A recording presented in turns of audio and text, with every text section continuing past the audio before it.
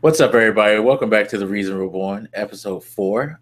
Sorry for the late episode, but had some stuff going on at work, so I couldn't do it on Tuesday as I normally could. But we'll be back on schedule next week because things should be back to normal, even with the holiday week. I guess pre-Happy Turkey Day to you guys, if you celebrate that. No? I don't know. Do you celebrate Thanksgiving or? I mean, we get together and eat, but it's not a huge deal. Yeah, let's be honest. Like that holiday, well, like most holidays in the United States, it's just the opportunity to do two things: feed your fucking fat face and to catch stuff on sale. Especially now that they open stores on the damn holiday, which I find atrocious. I know people who have to work that holiday, and I'm sorry that you have to leave your Thanksgiving dinner to be at a store at 6 p.m. So people who want to get cheap TVs and DVDs and Blu-ray players can go leave their families to fucking shop. It's I'll order online when I can. Although it looks like one of my headlights is you're out. like me because I do exactly. I've been sitting here waiting for midnight because for all of you guys who are like looking for deals, Amazon starts their Black Friday week at midnight. So Yeah, shit. just go to Amazon, order it, have that shit brought to your house. Don't fucking leave and go We live out. in a digital. We live in the digital age. Like, what the fuck are you doing? Like, going to get trampled for? People think I'm weird. Like at work, they think I'm weird that I don't go to Black Friday sales. I'm like, they have the same stuff in the stores as they do online now. It used to be, yeah, you had to get certain things by going to the store, but retail outlets got smart and it was like, no, we're gonna allot some for the online, just like we allot for the store, and take advantage. And I'm totally down with that. Please let me sit here and watch football, whatever I want to do, scratch my ass, and just click a button to get what I want. I'm not May as well. I fighting mean, with people. I got fucking points on Amazon, like Prime membership and shit. Like, it's Oh, convenient. and see, Thanksgiving is kind of a convenient holiday for me because it's close to my birthday. So people tend to either before or on my birthday, even though it's after Thanksgiving, give me gift cards and things like that. And I always tell them Amazon, just give me Amazon. All right, good shit. I'm gonna have to watch that. I didn't realize it was already starting 17th. Shit, you're right. Yeah. So midnight, go grab that shit. Amazon's gonna have some dope stuff on sale. I let the So, world get away from me. it's not like retail is an important aspect of the world. I mean, sure, everybody wants to buy stuff, but I it's need not this shit, something. man. You don't know. Okay, well, fair enough. All right, so let's get into the topics first. Um, let's start sort of light first. We're gonna start with the GOP's tax reform bill, which actually today the House of Representatives passed their version of the tax reform bill. So now it's up to the Senate to pass a form of this so they can go through, work out what they're going to keep, what they're not going to keep, and then ratify it. Interesting thing about the GOP tax reform in the 11th hour, right before the votes were coming up, the GOP did a slick move. They instituted a couple of, um, how can I say? They put in a couple of things that would retract certain aspects, major aspects of the Affordable Care Act, or as people like to like lovingly call it, Obamacare. So they're still trying to repeal that bill, but they're using the tax reform bill now as a form of repeal for health care. And it's the same thing. The things that they put in this bill will cause immediately 13 million people to lose health care. So it's going to be detrimental to people. Um, As and we this always is right. feared that it would. Yeah. Yeah, and it's going to be right off the bat. And this is a tax bill that's going to kill healthcare.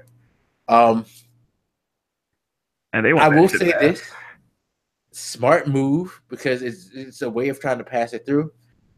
Am I surprised that it passed in the House? No, they have a huge majority in the House, so they can get over in the House for just about anything. Problem is, you need the Senate to actually ratify these things and go be on board, or else it never will make it to where it can be debated to become law at least. So Well, hopefully it doesn't, but I see a lot, like just now, a lot of people on social media freaking out about the dangers of that happening. How do you feel like that will affect it's gonna flop. upcoming elections? I was gonna ask. Well, it's gonna flop. One, Republicans are in a weird position because they had to enact that stupid rule. Which, if I could find the motherfucker who came up with that rule, I would choke him and say, "Why would you do this?" Basically, the majority of Senate votes have to be a majority of 60. Now, there's 101 seats in the Senate. As of now, the Republicans, I believe, control 51. They could possibly have 52. But of course, no, I think now they're actually at 50, but they need Robert Moore to win to keep the 51-49 split. The thing is, they have a bunch of people who are on the Republican side who don't want to vote this in. So they need to get 51 people to agree. There's at least two Republicans, Corker and Flake, who may or may not be a part of this. McCain is always, as people like to call, quote unquote, the maverick. He generally votes Republican, but there are times where he's just like, nah, this is dumb. I'm not doing this. He tends to vote his conscience, even if his conscience is on things that we think are wrong. I do admire the fact that he will, if he thinks something wrong, he won't just go along and be a party boy.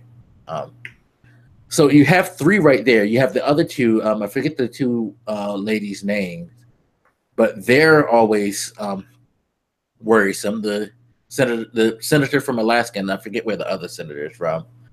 And there are even a few more Republicans who kind of don't like what's in this. So it'll be very interesting to see how this goes, especially since the Moore seat, that election is going to be pivotal because he's number like 51 or 52. And if you lose him, you shift it to a closer balance. And that's why they enacted this dumb rule where if you get a majority of 51 votes, you can pass anything you want. And it's such a bad rule because, one, again, look at the numbers. They pretty much have the 51. If we go party lines, it's going to be a 51-49 vote. So that would pass it. Two, even if they get somehow a 50-50 split, guess who's the deciding split vote? The vice president. And he's going to be aboard. So it's such a dumb rule. I hate that in both parties. I'm not saying this because Republicans use it. Both parties use it, and it shouldn't be a rule that should be implemented in Congress. You should have to get 60.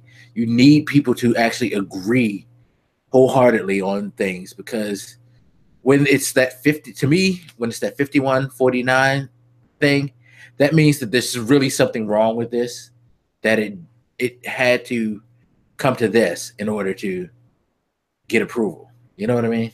Yeah, I agree. That's not a democracy well at work there.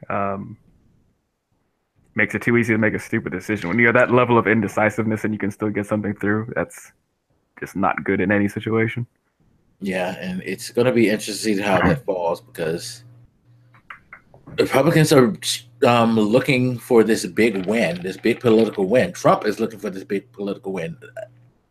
Regardless of all the bluster that he has yet to have a major piece of legislature pass in his presidency. Yeah, I was about to make that same point. I just seen somebody bring that up, like they're looking for their first big win, and I'm like, it's really ironic that their first big win is what so many people are afraid of right now. That's truly just a win for them.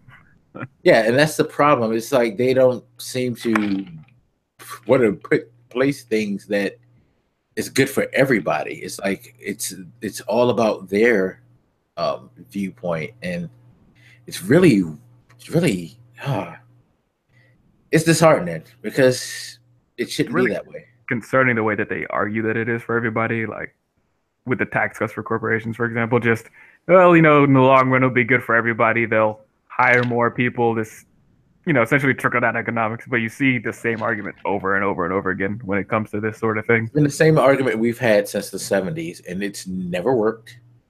It's never been proven that if you help corporations save money on taxes, that they're going to pay their employees more and they're going to hire more people and create more jobs. No, they pocket that shit.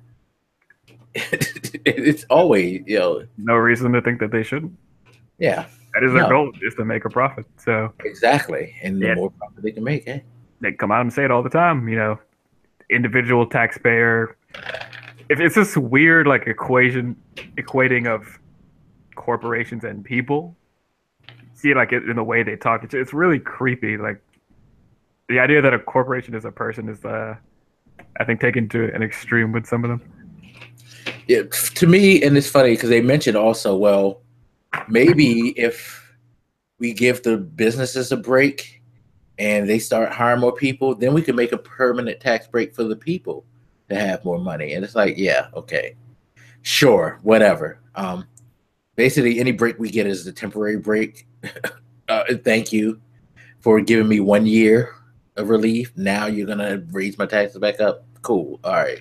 But here's the thing: if you're going to institute this whole trickle down economics thing, shouldn't trickle down economics be I give breaks to the people, thereby giving them more money, thereby giving them more money to actually have to spend and help these corporations? Because let's be honest, generally when the general public have more money, they don't want to just spend it on bills. They want to get things. People want to be able to afford, the stuff that we go crazy over on Black Friday, to be able to buy game systems, TVs, cars, houses, things like that. People are very willing to, unlike corporations, the public is very willing to put their money back into the system, back into, the machine. But you don't cater to them. Well, I think we should Like, stop being dishonest. And I brought up that people say that, but it's not true. That's not what they're concerned with. We need to stop being dishonest and pretending that it's the people that they care about.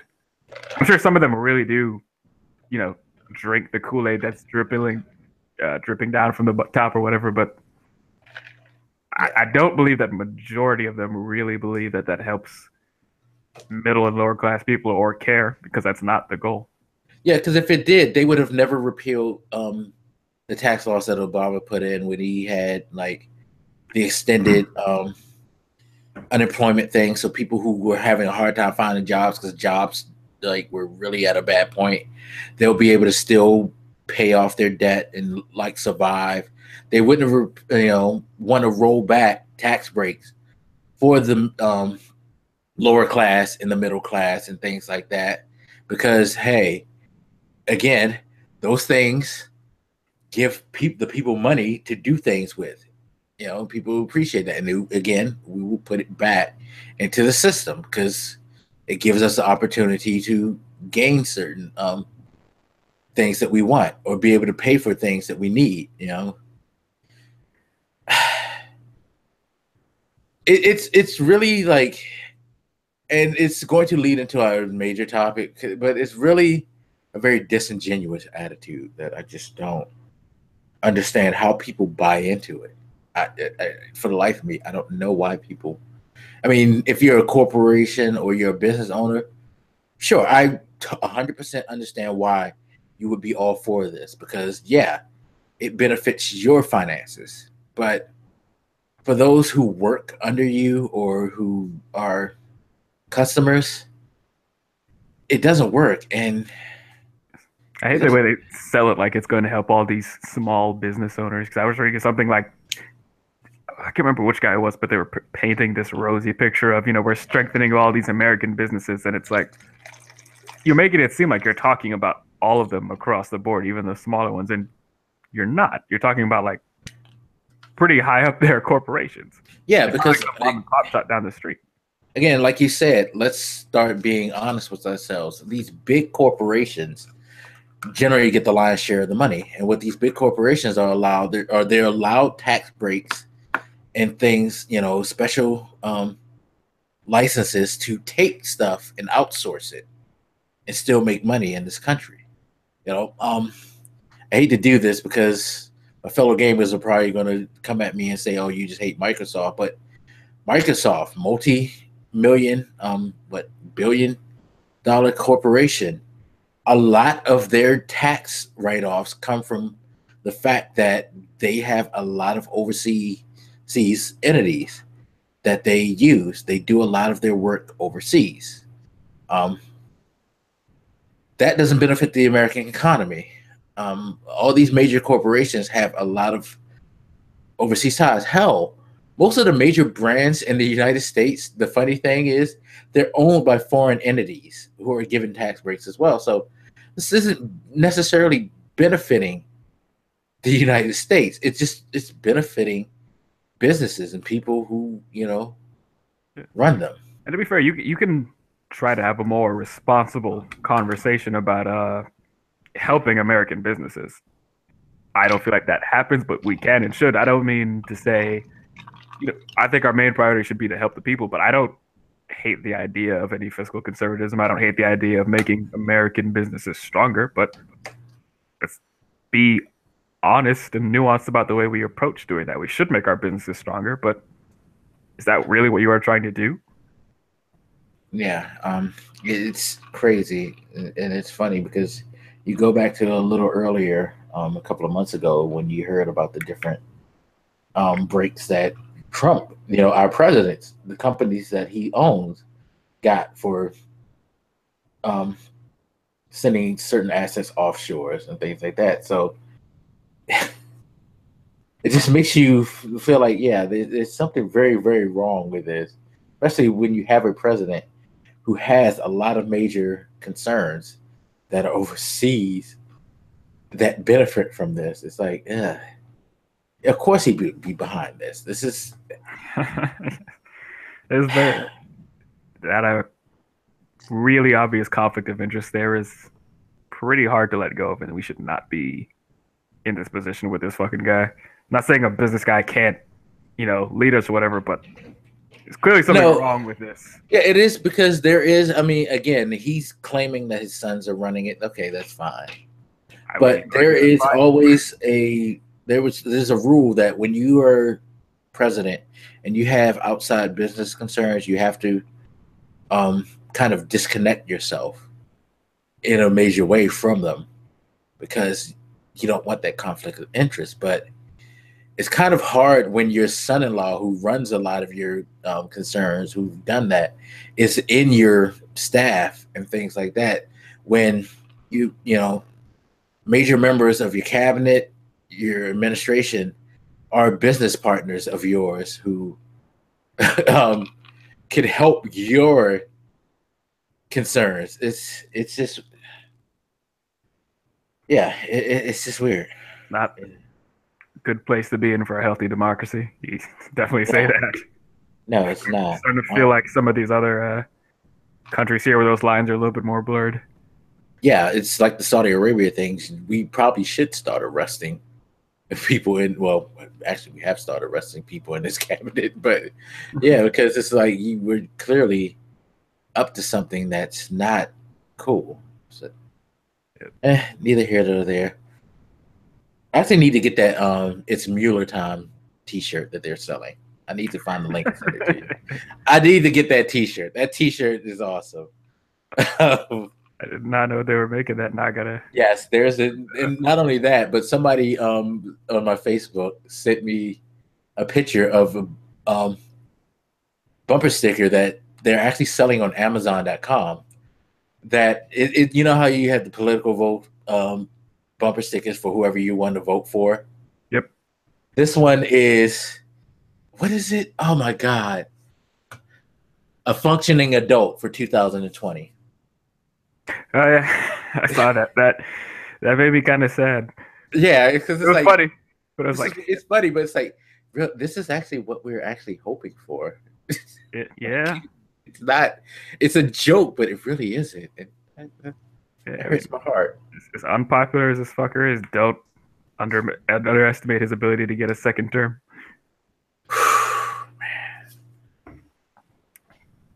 You know, I've been the one depressing everybody the last couple of episodes.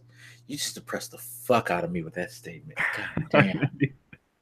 Oh my god. Can you imagine 8 years of this? Oh shit. Oh. I mean, it's only been about one so far. It hasn't been one. He just tweeted like what 6 or 7 days ago, the anniversary of him winning the election. Oh, right. Yes. Yes, I was thinking about the anniversary of the election, not the start of his presidency. You're right. But holy shit. It feels like it's been 10, but this is killing me. Anyway. That's what hell's supposed to feel like, eternity. Shit, you know what? I don't worry about death and all the sins I've done because I've lived through hell. So bring it on. Bring your fire and brimstone. I will have a conversation with you, devil, and be happy with it at this point. Anyway, speaking of our immaculate leader, Trump.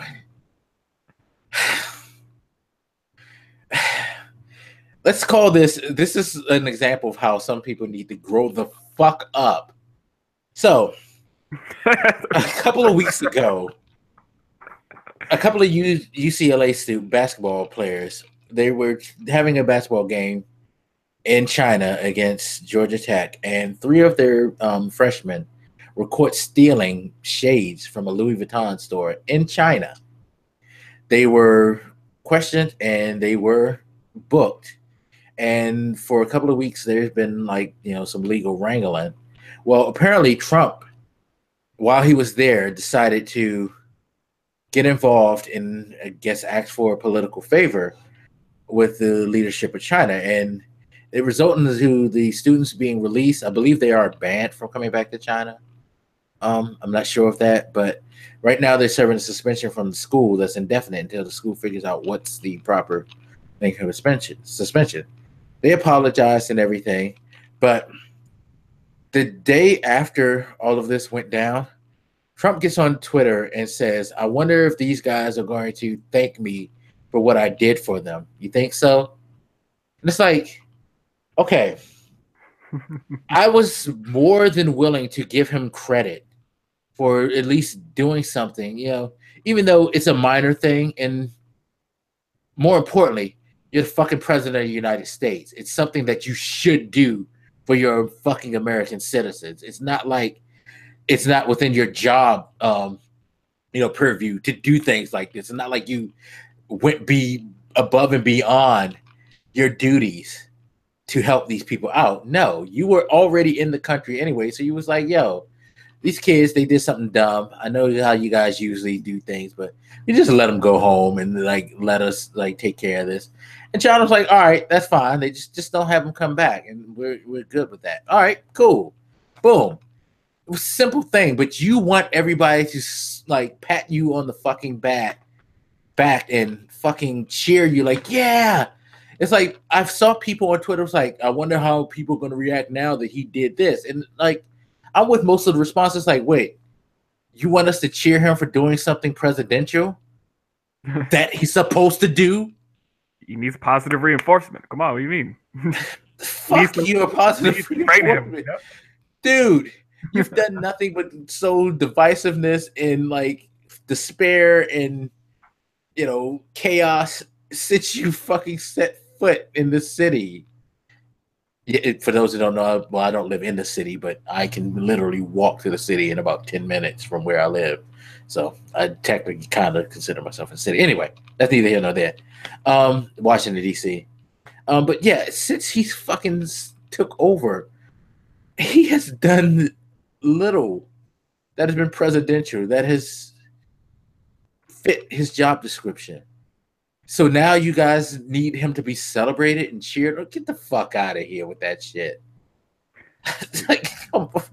Really? Okay.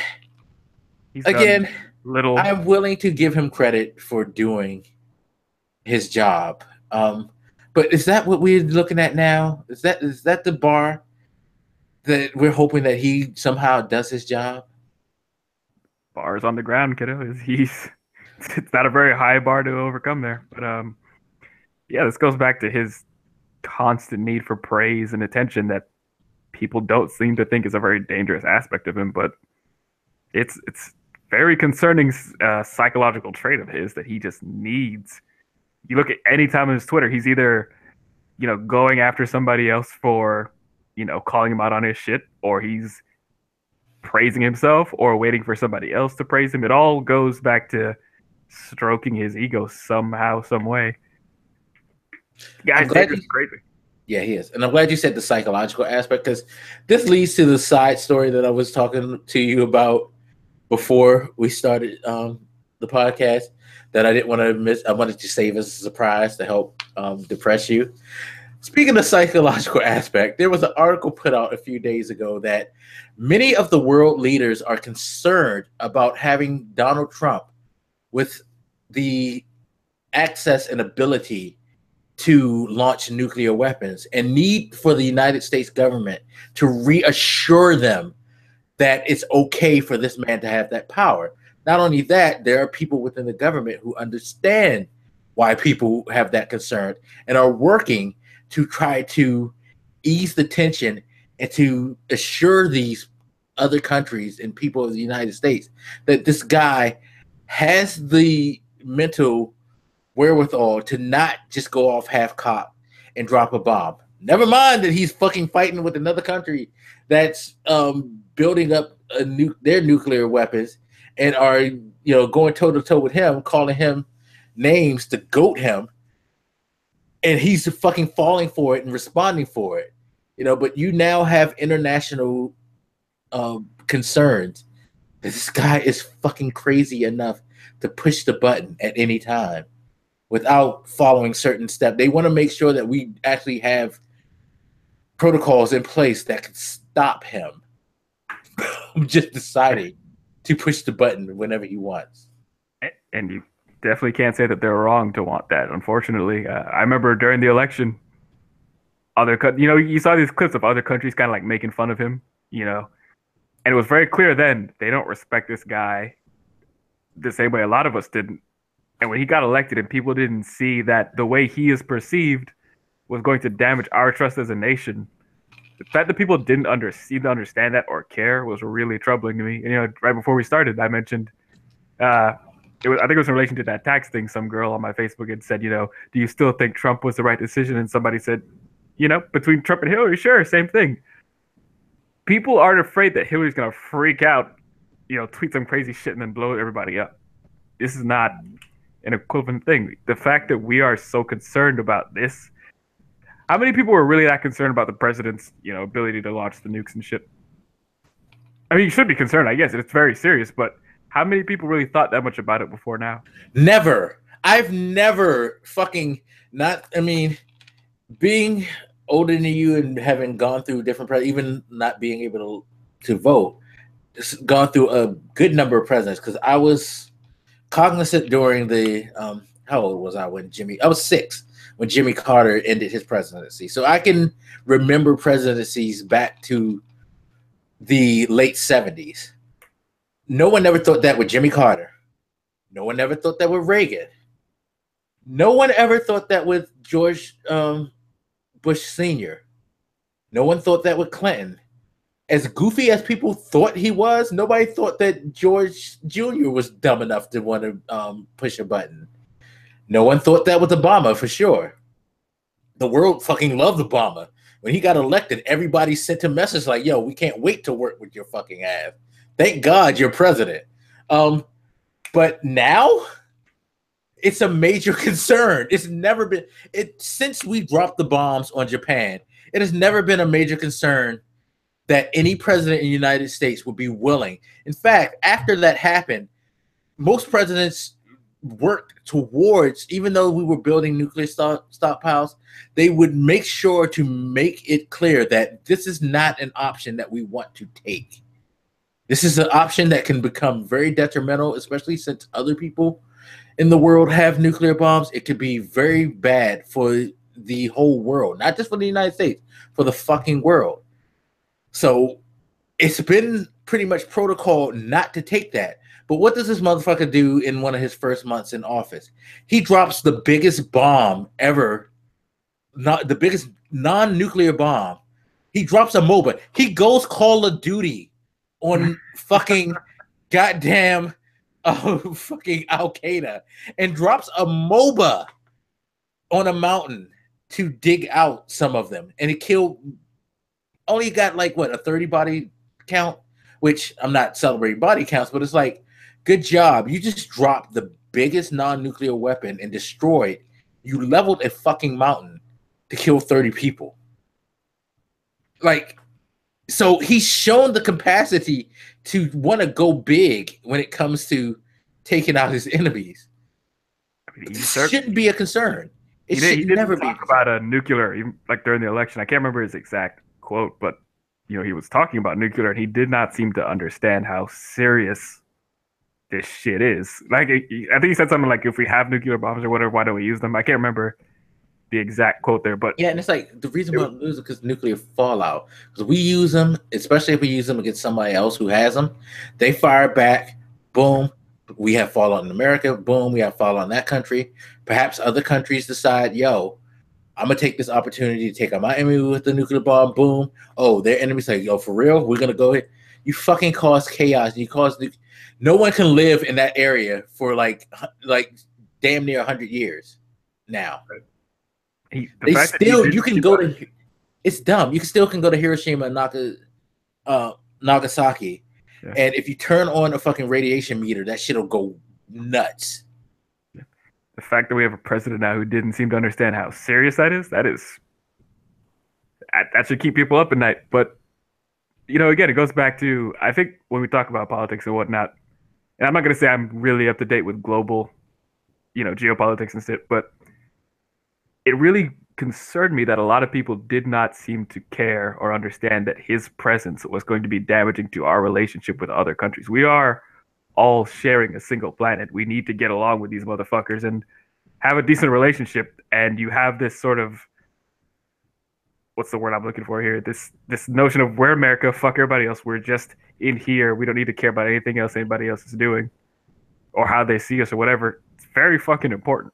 If we have a very powerful military, we have all these nuclear weapons and shit, I don't blame those other countries for being concerned about us. We are dangerous. And before, maybe that wasn't as big a deal because we were adults, but you pretty much have a toddler with the ability to destroy the world. Yes, you should be fucking concerned about that. I can't blame them for being concerned. Yeah, I mean, you have to remember, this is a guy who won. He already withdrew from the Paris Treaty, which concerns about global warming and, you know, the ecological state of the world. We're the only country, like we said last week, that isn't a part of this. I mean, Syria gassed their people, but they're conscious of what the environment will look like. It's like, gee, you murder, even murderers, like murderous governments kind of want to make sure the world still stands in 100 years. We don't.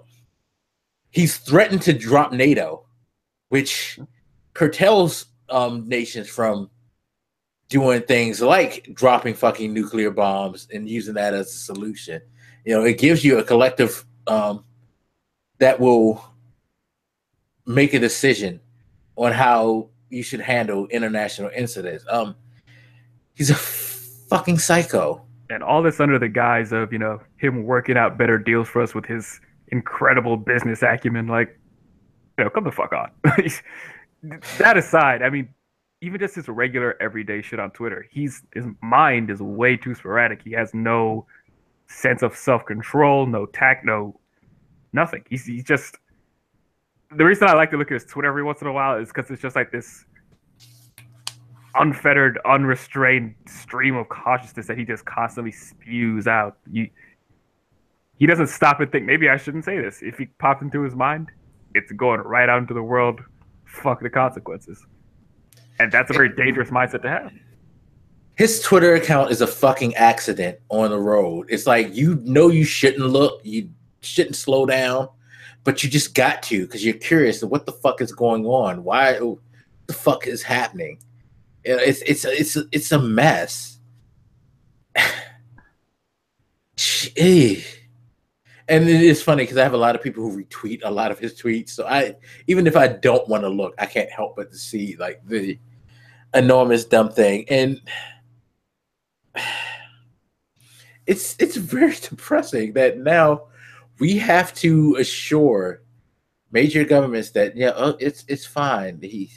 We can stop. We can basically what we're telling the rest of the world is like, it's okay. We're good babysitters. We know how to handle this child. We'll make sure that little Timmy doesn't run off and like stab the cat. You know, like The sad thing is, I feel like we're just saying that we're responsible babies that we can handle this child. We can't really do it. Like, no, I'm very concerned about our actual ability to rein this motherfucker in.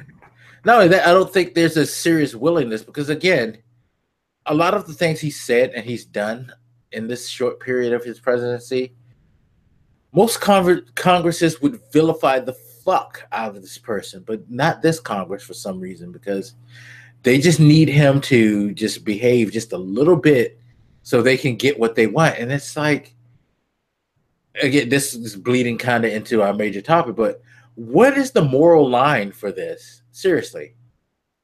Like, how far do you let this guy go in his rhetoric and his behavior before to use the child analogy again, you smack the shit out of his hand and tell him no? I wish I had an answer for you. I remember listening to a talk the other day where they were discussing, this point where he has a certain, votership fan base or whatever he has, his followers that are loyal to him no matter what. And you have to realize they've been loyal this whole time, no matter what he's done. And the question came up, what would he have to do? It's a really weird place to be in where you cannot even imagine something that he could do to make them not vote. I think he came up with two examples that speaker. One of them you mentioned was actually, dropping the nukes or whatever. I can't remember what the other one was, but they were about as extreme as you could get. And I remember thinking, I'm still not certain that would do it. But I remember when I had that thought, I freaked out. I was like, you cannot even imagine the circumstance of something he had to do to make some people not swing with this guy. It's you emboldened him by letting him get away with this stuff. It's like anybody. It's like, it's just like with the Weinstein thing.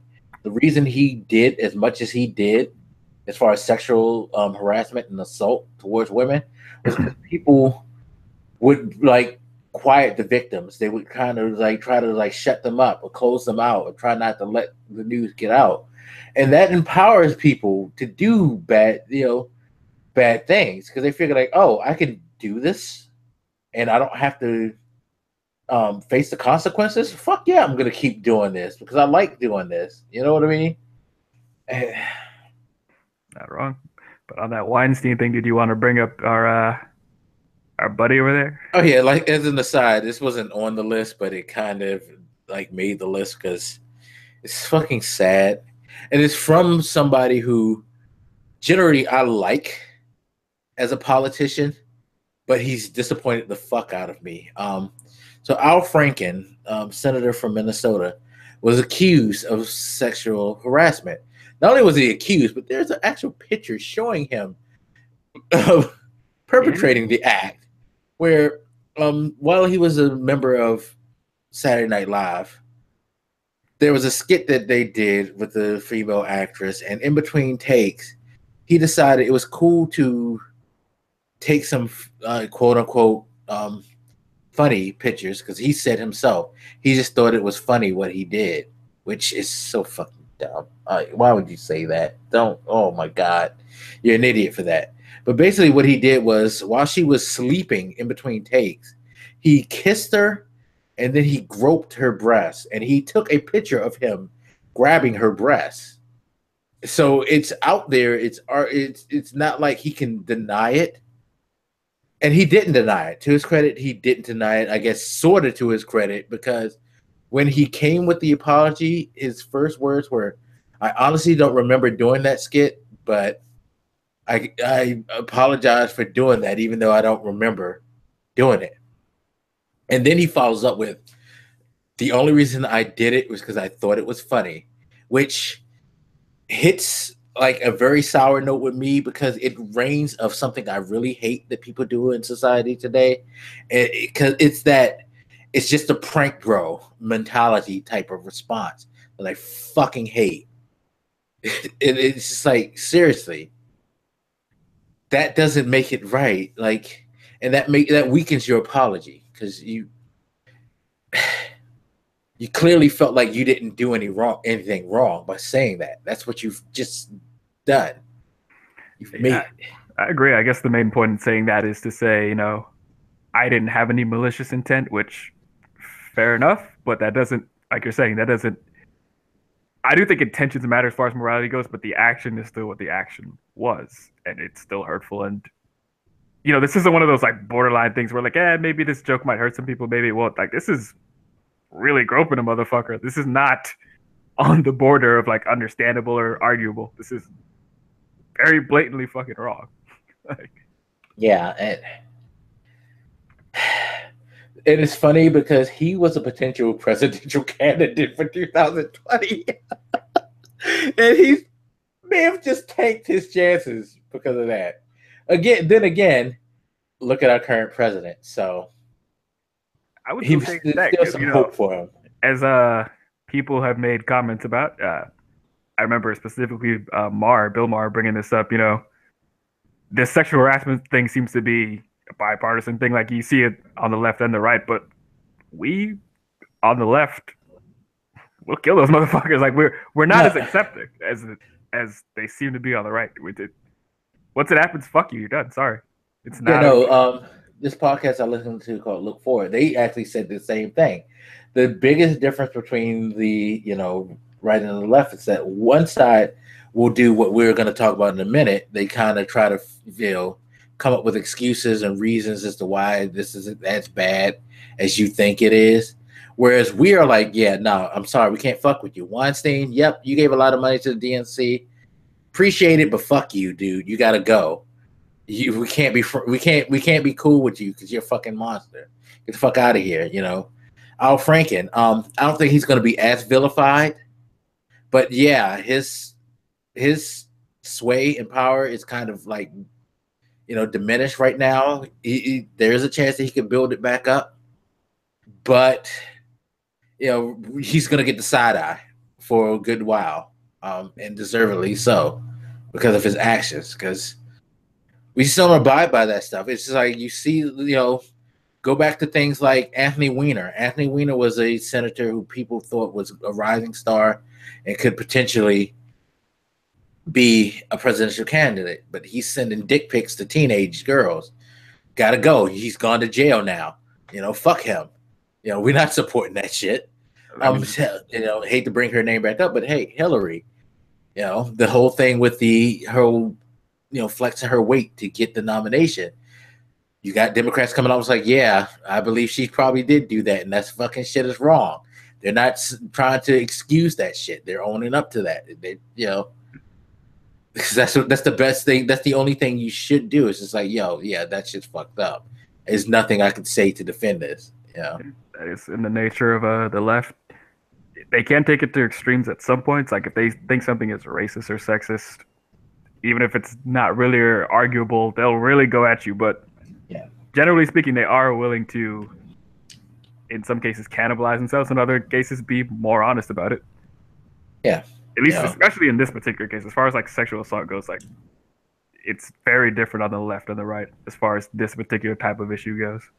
Yeah. Speaking of which, as I mentioned with the right, Robert Moore, who is the Republican selection to replace Jeff Sessions as senator in the state of Alabama, he's been in a lot of trouble over the last week and a half because several women have come out and said that he has sexually harassed them while they were teenagers.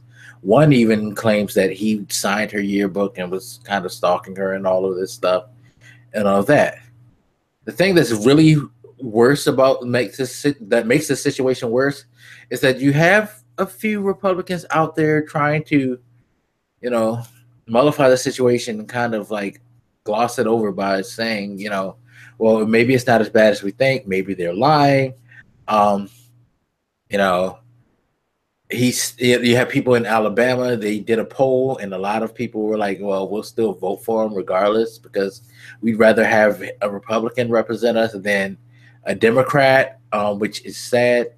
Keurig it has been vilified because I guess they made a stance about his actions. I don't.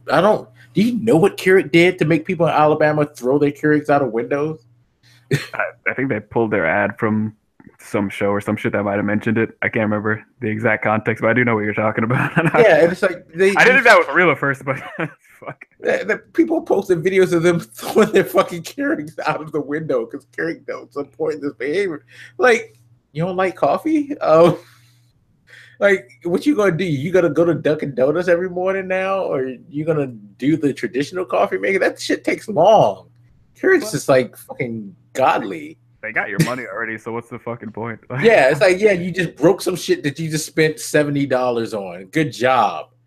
It goes back to that difference between the left and the right, at least on this issue. The right is, both of them are, you can get pretty tribal about different things, but on the right with this type of shit, they are loyal to a fault. I mean, if you have that R next to your name, fuck it, you're one of us. We're not holding you accountable for certain things.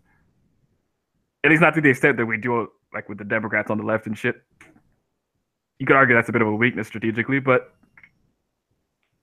yeah, and it is a weakness strategically, but at the same time, it's the right thing to do. Just like speaking of the strategic aspect, from a strategic point, you have to give Mitch McConnell credit because he floated the idea of, hey, if you don't want to vote for this guy, and while Mitch McConnell has come out, and I will say this, he has come out and said that, yeah, he thinks that you should listen to the victims and that this guy probably shouldn't be running.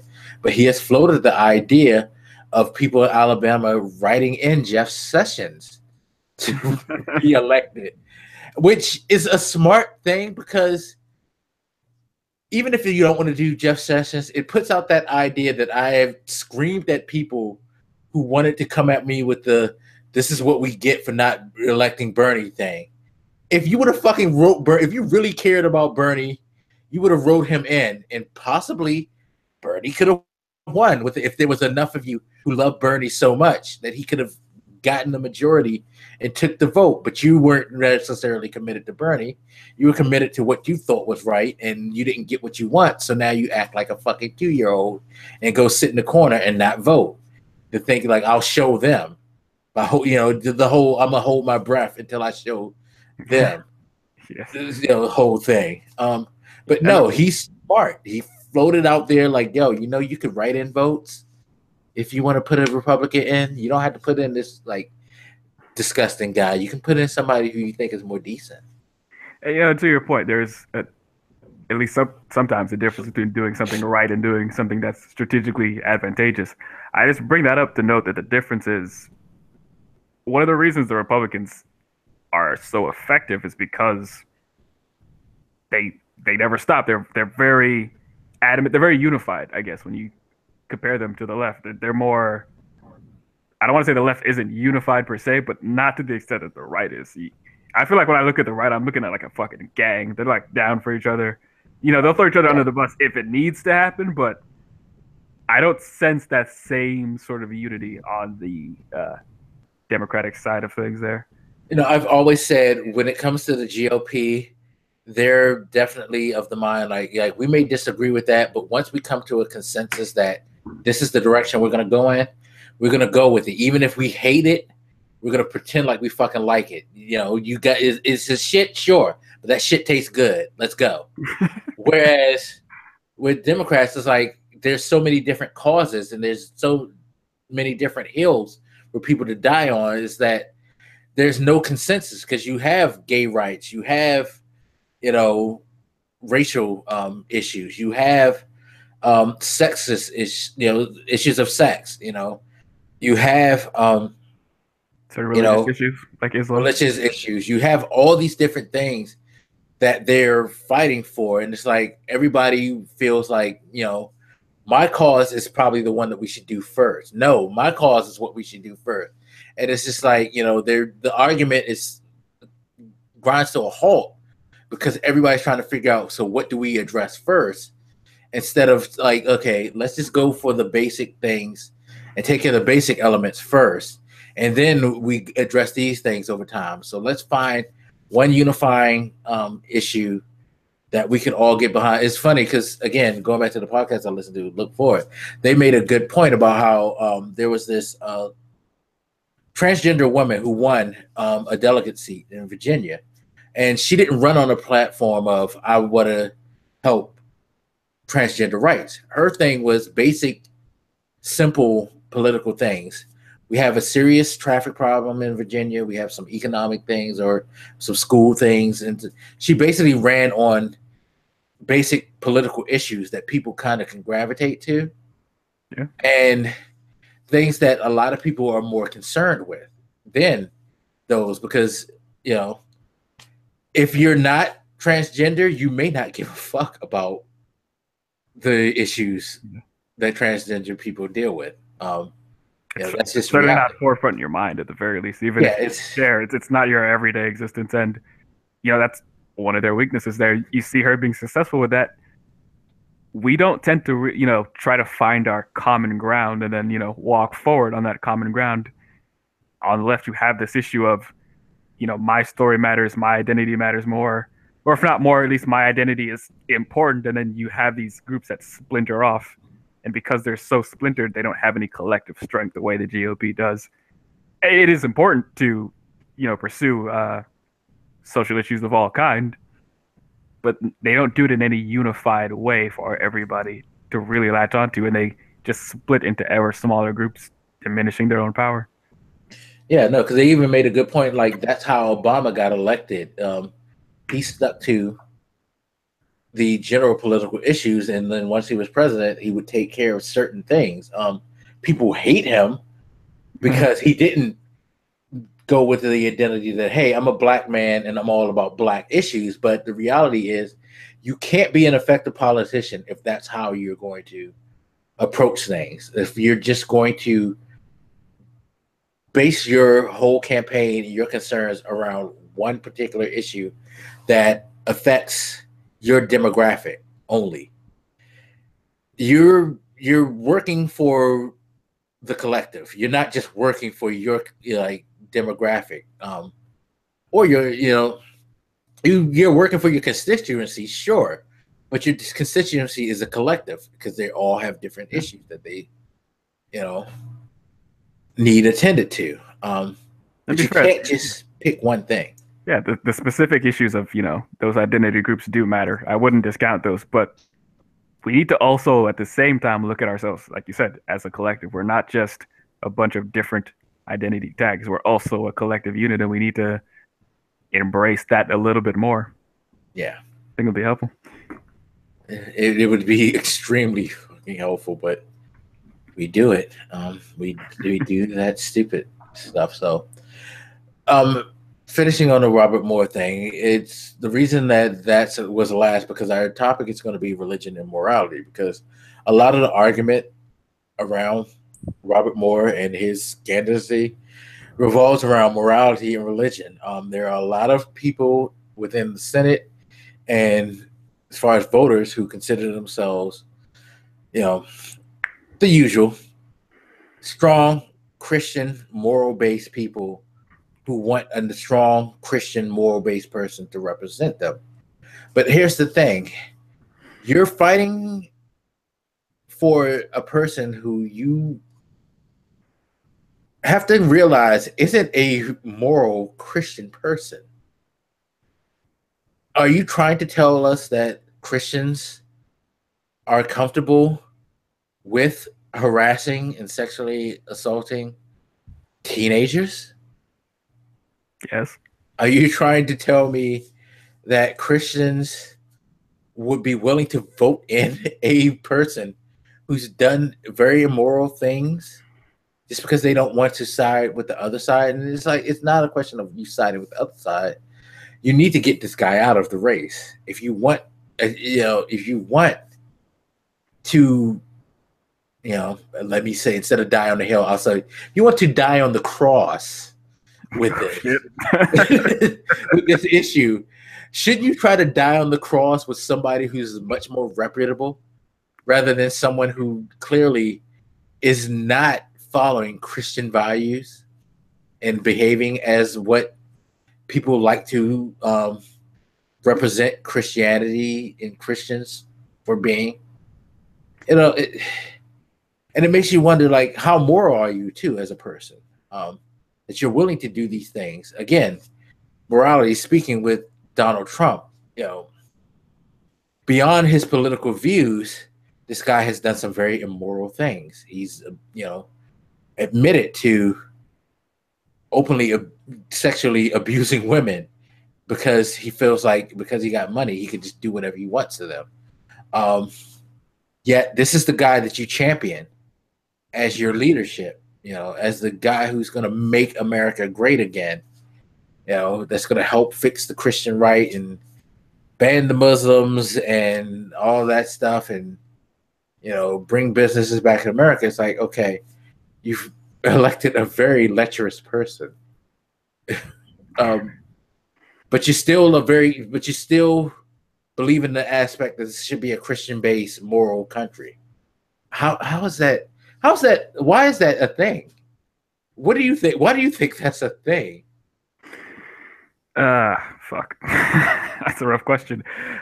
I've noticed a lot of people tend to, if not explicitly, at least implicitly assume that morality and religion, specifically Christianity, are one and the same. I've heard people explicitly make the argument that we get our morality from Christianity or God or religion in general. So they tie the two concepts very close together to the point that they think it's inseparable. I think I've mentioned that I'm an atheist a couple times.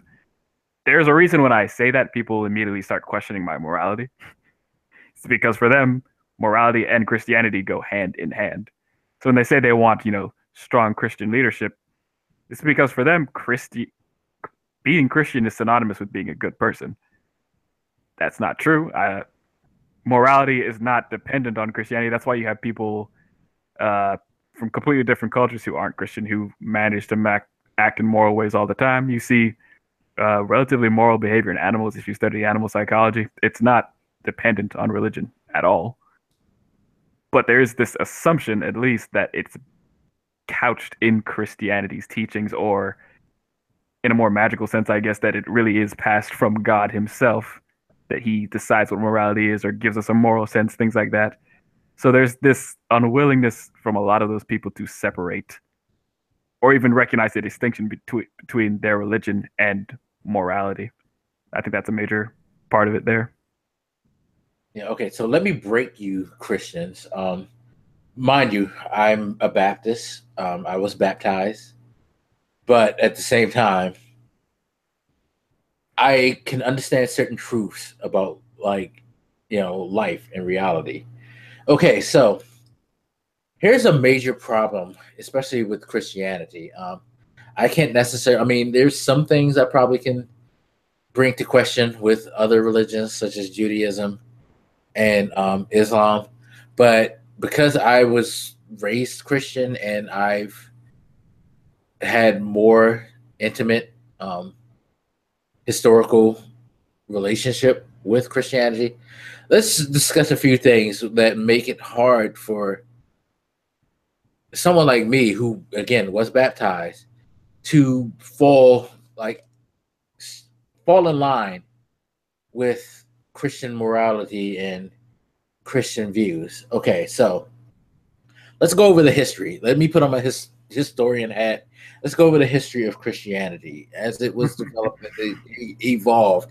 We hit periods of times where Christianity has always shown a level of disrespect, lack of morality, and kind of a blind, kind of a blind trust in the fact that certain things that were done in the name of God, no matter how disreputable they were okay.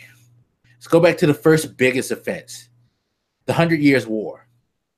King Charlemagne, first of all, he started off that period by claiming that because he's king, he is blessed by God and that he rules by divine intervention.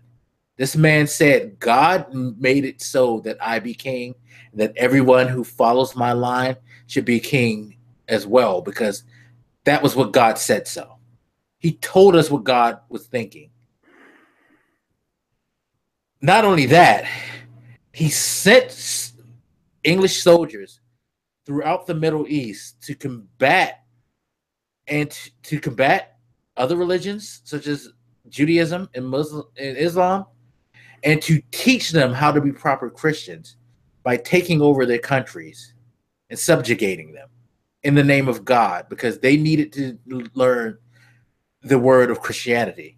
This was the 100 Years' War. This was a war that was fought. If you've ever seen, what was that movie with Orlando Bloom where he was fighting at the castle and defending it? Oh, God.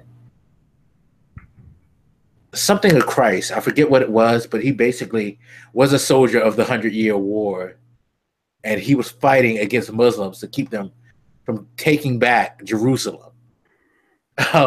That shit, it was a movie, but it actually fucking happened. Not necessarily his character, but that is what they did. They went, they conquered Jerusalem, they declared it because that was supposed to be the birth of Christ. And so because it was the birth of Christ, birth of Jesus, we need to own this because it's ours. That was their thinking. This is what they did in the name of God. And this thing went on for like 100 years. It went on for a long period of time until finally Christians relented. It was like, okay, we're going to back out. We're going to stop this bullshit, and left the Middle East in chaos. By the way, this isn't the only time that Christians, and in particular, sadly to say, white people have left the Middle East in a fucking mess. But anyway, it's just true. So, second biggest offense, slavery. Slavery was perpetuated by missionaries. Missionaries were sent to Africa to spread the word of God, but somehow somebody got it in their mind that, hey, let's just use the excuse that, these people are heathen and we need to raise them up and bring them the word of God. And you know what? Maybe we should just take them and use them as, workmen and help. And that way, and the way that slavery was kind of glossed over was like, yo, we're making you better people by teaching you the word of God. Again, go to a movie, Birth of the Nations. You've noticed that the main character in that movie was a black guy who was teaching rebellious and heathenous slaves the word of God, so they would behave better and be, more, they'd be more friendly and open to being, treated as fucking livestock. So you have that. You can also use imperialism in a way, because imperialism between different nations that were Christian was, had some religious thing. It wasn't totally, at least I will say this about imperialism. At least they were a little bit more honest, and we're like, no, we just want to control different things because we can make money off of this. And, and we, they were a little bit more about civilizing people than necessarily giving them the word of God. It was bullshit, but it was a little more palatable bullshit, if you want to call it that. So those are three major moments in history where religion in some effect has been used to perpetrate some very vile acts in not just this nation's history, but in the world history overall.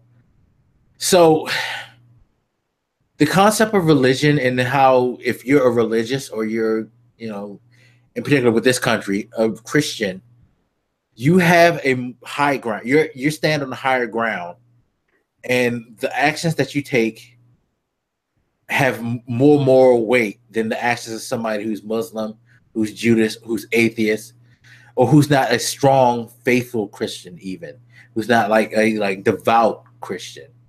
You know, Mm-hmm. and it's mind-boggling that through all of this, people are still willing to like tote that Bible and throw it in everybody's face who don't believe in the things that they believe in. It's crazy.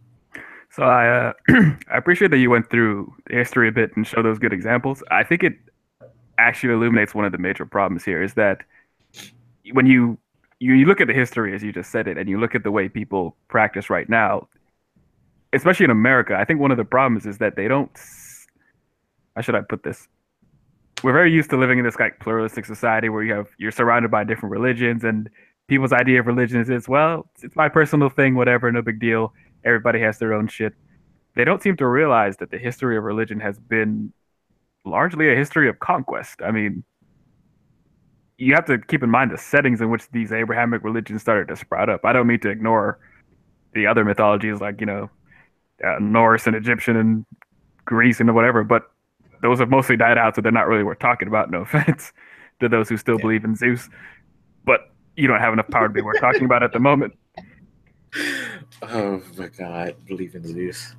But these came up, in the Middle East in a setting where you had many different tribes and they would war over their deities and shit. So they're very used to fighting throughout history over this sort of thing. That's just really ingrained in their biblical teaching and stuff. You see it still some with Islam, probably because out of the three major ones, Christianity, Judaism, and Islam, it's the youngest one, so it hasn't gone through the same reforms the other two have yet because it's just so much younger. They were largely built on this sort of conquest. That's why you see this strong desire in them to control. If you read their religious texts, it's a lot about controlling other people, getting them to accept your God. Any other God, you look at the Ten Commandments, like the first few are just, God is the shit. If you don't like it, fuck you. Like it's. Yeah, I'm down with thou shalt not kill and stuff like there's a few of them in there, but there's I think once you get beyond the commandments, you get into a weird. Oh, I forgot one historical point too, and this is where I'm going with the commentary I'm going to say too, is that we also forget that the Bible that we as Christians read was a Bible that was rewritten by King James because he felt like it was his divine right to rescript the Testament and to create the New Testament and kind of change things, which we don't necessarily know, but the things that we read in the Bible now could have been things that he put to cater to his opinions, his feelings, or like the opinions of the era. You know what I mean? Like how people felt and thought, and gave themselves some moral leeway to certain things. We don't know exactly. I mean, unless you have read the Old Testament and made comparisons, a lot of us don't really know the difference between the Old Testament and the New Testament. We just honestly, and this is a funny thing about most Christians, whether you're devout or you're lapsed, majority of the things that you know about the Bible are major bullet points. You'll know stuff like the story of Sodom and Gomorrah. You'll know like Methuselah. You'll know like just like the Lord's Prayer. Just like major bullet points, but you don't really know it because let's be honest. Like, I mean, I will be totally honest myself. I tried to read the Bible. I couldn't do it. It's pretty fun. I know some people aren't gonna like this, but I like to say, when people say it's the good book, I started reading some of it and some of the Quran too, and I was like, how is this a good book? It's not good morally, and it's not even good as a fucking book. Like, it's really fucking boring. And like, yeah, no, I couldn't do it. I can't remember where I stopped. It was John something. I don't know, like John Luke, Jeremiah, whatever you. I don't know. And honestly, most of us as Christians, we're not that deep into the Christian lore. We go to church, we listen to the pastors speak. And you know what? The pastors could be telling most of y'all anything he fucking wants out of that book. You really be honest with yourself. You really don't know. You just turn to the passage he says he to do. You're probably not even reading it. You're just holding your finger on the thing, like When this is over, so I can give my tithe and go, so I can say that I did my job as a Christian. You know what I mean? It's like, I hate to bring this up, but it's like the national anthem thing. Y'all ain't standing at home for the national anthem. You only the people who do it at the stadium are the ones who didn't go to the bathroom or go and get snacks when the national anthem. Let's be really honest with this. So it's just like, no. Well, I think that goes to, part of the reason people are defining themselves as any religion but Christian we're talking about specifically in the first place is, you think about how did they come to be that. Part of it is just probably their parents were, and they were just kind of indoctrinated based on that. A lot of it's just the way they're taught. Like you're saying, they go to church, they hear possibly a very charismatic and, lively preacher talking to them, depending on who it is. They can be very convincing and, fun and shit. It really depends. But I've seen some very eloquent religious speakers that are truly entertaining. They hear about religion. What do they really hear? They don't hear the specifics about the Bible. It's fucking boring. Nobody wants to tell that story. At least not in any great detail. They'll hear there's a God, they love you, this Jesus dude loves you, he died for your sins. Christianity is about loving each other. They get really vague ideas, most of which sound relatively all right. So when they say they're a Christian or they have these strong Christian ideas, they really just mean the vague shit that they've been taught growing up. They don't really mean. I guarantee you a lot of them have not read the Bible more than maybe a page or so based on some maybe they had some ceremony or something. I remember I had to read I can't remember what verse it was, but it was something at my grandfather's funeral, which is weird considering I wasn't religious then either. I just kind of read it. But outside of little things like that, a lot of us haven't read it. And you mentioned that difference between the Old and New Testaments. I will say, I think this is another problem what you have with the religions is they have historically branched off a lot. So anytime you criticize a religion for any particular idea, it's very easy for somebody to say, well, that's the Protestants. That's not us over here. They just say that they're a different branch of the religion and they don't have those same problems. Or it's really hard to criticize Christianity or any of them as a whole because they'll always say that there's somewhere else on this tree of fuckery over here. And even with this whole New Testament thing, I've heard many of them argue that, with the arrival of Christ and the New Testament, the Old Testament shit doesn't matter. So they dismiss a lot of the things that are wrong with the Old Testament because of Christ's sacrifice on the cross. But see, that's a lie. And that's a huge lie. Because the New Testament didn't come with the coming of Christ. It came with King James deciding, I'm going to rewrite this shit. That's the thing. I'm just saying, that's the argument. I've heard this argument before.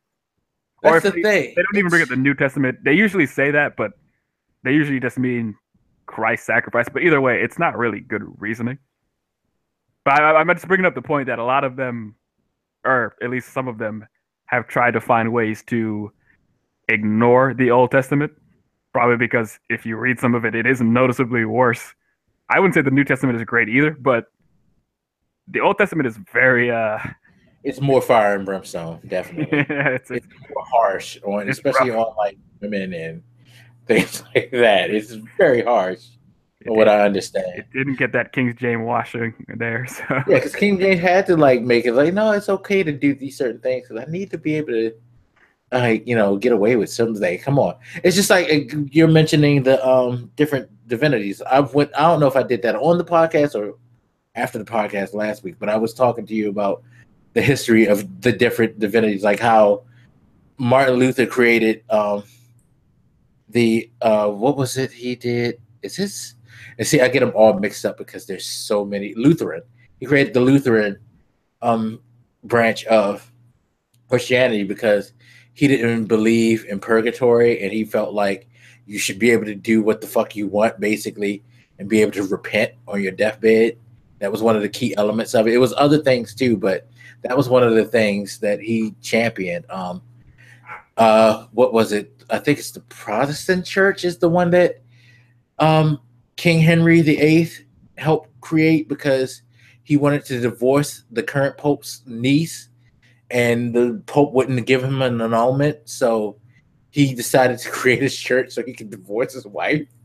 Things like that. It's like, again, there are other points to it, but the like major glaring point that shines is always something that's beneficial to what you think, what you believe, what makes things better for you. It's not necessarily because you think like, well, this isn't Christian enough, this isn't moral enough.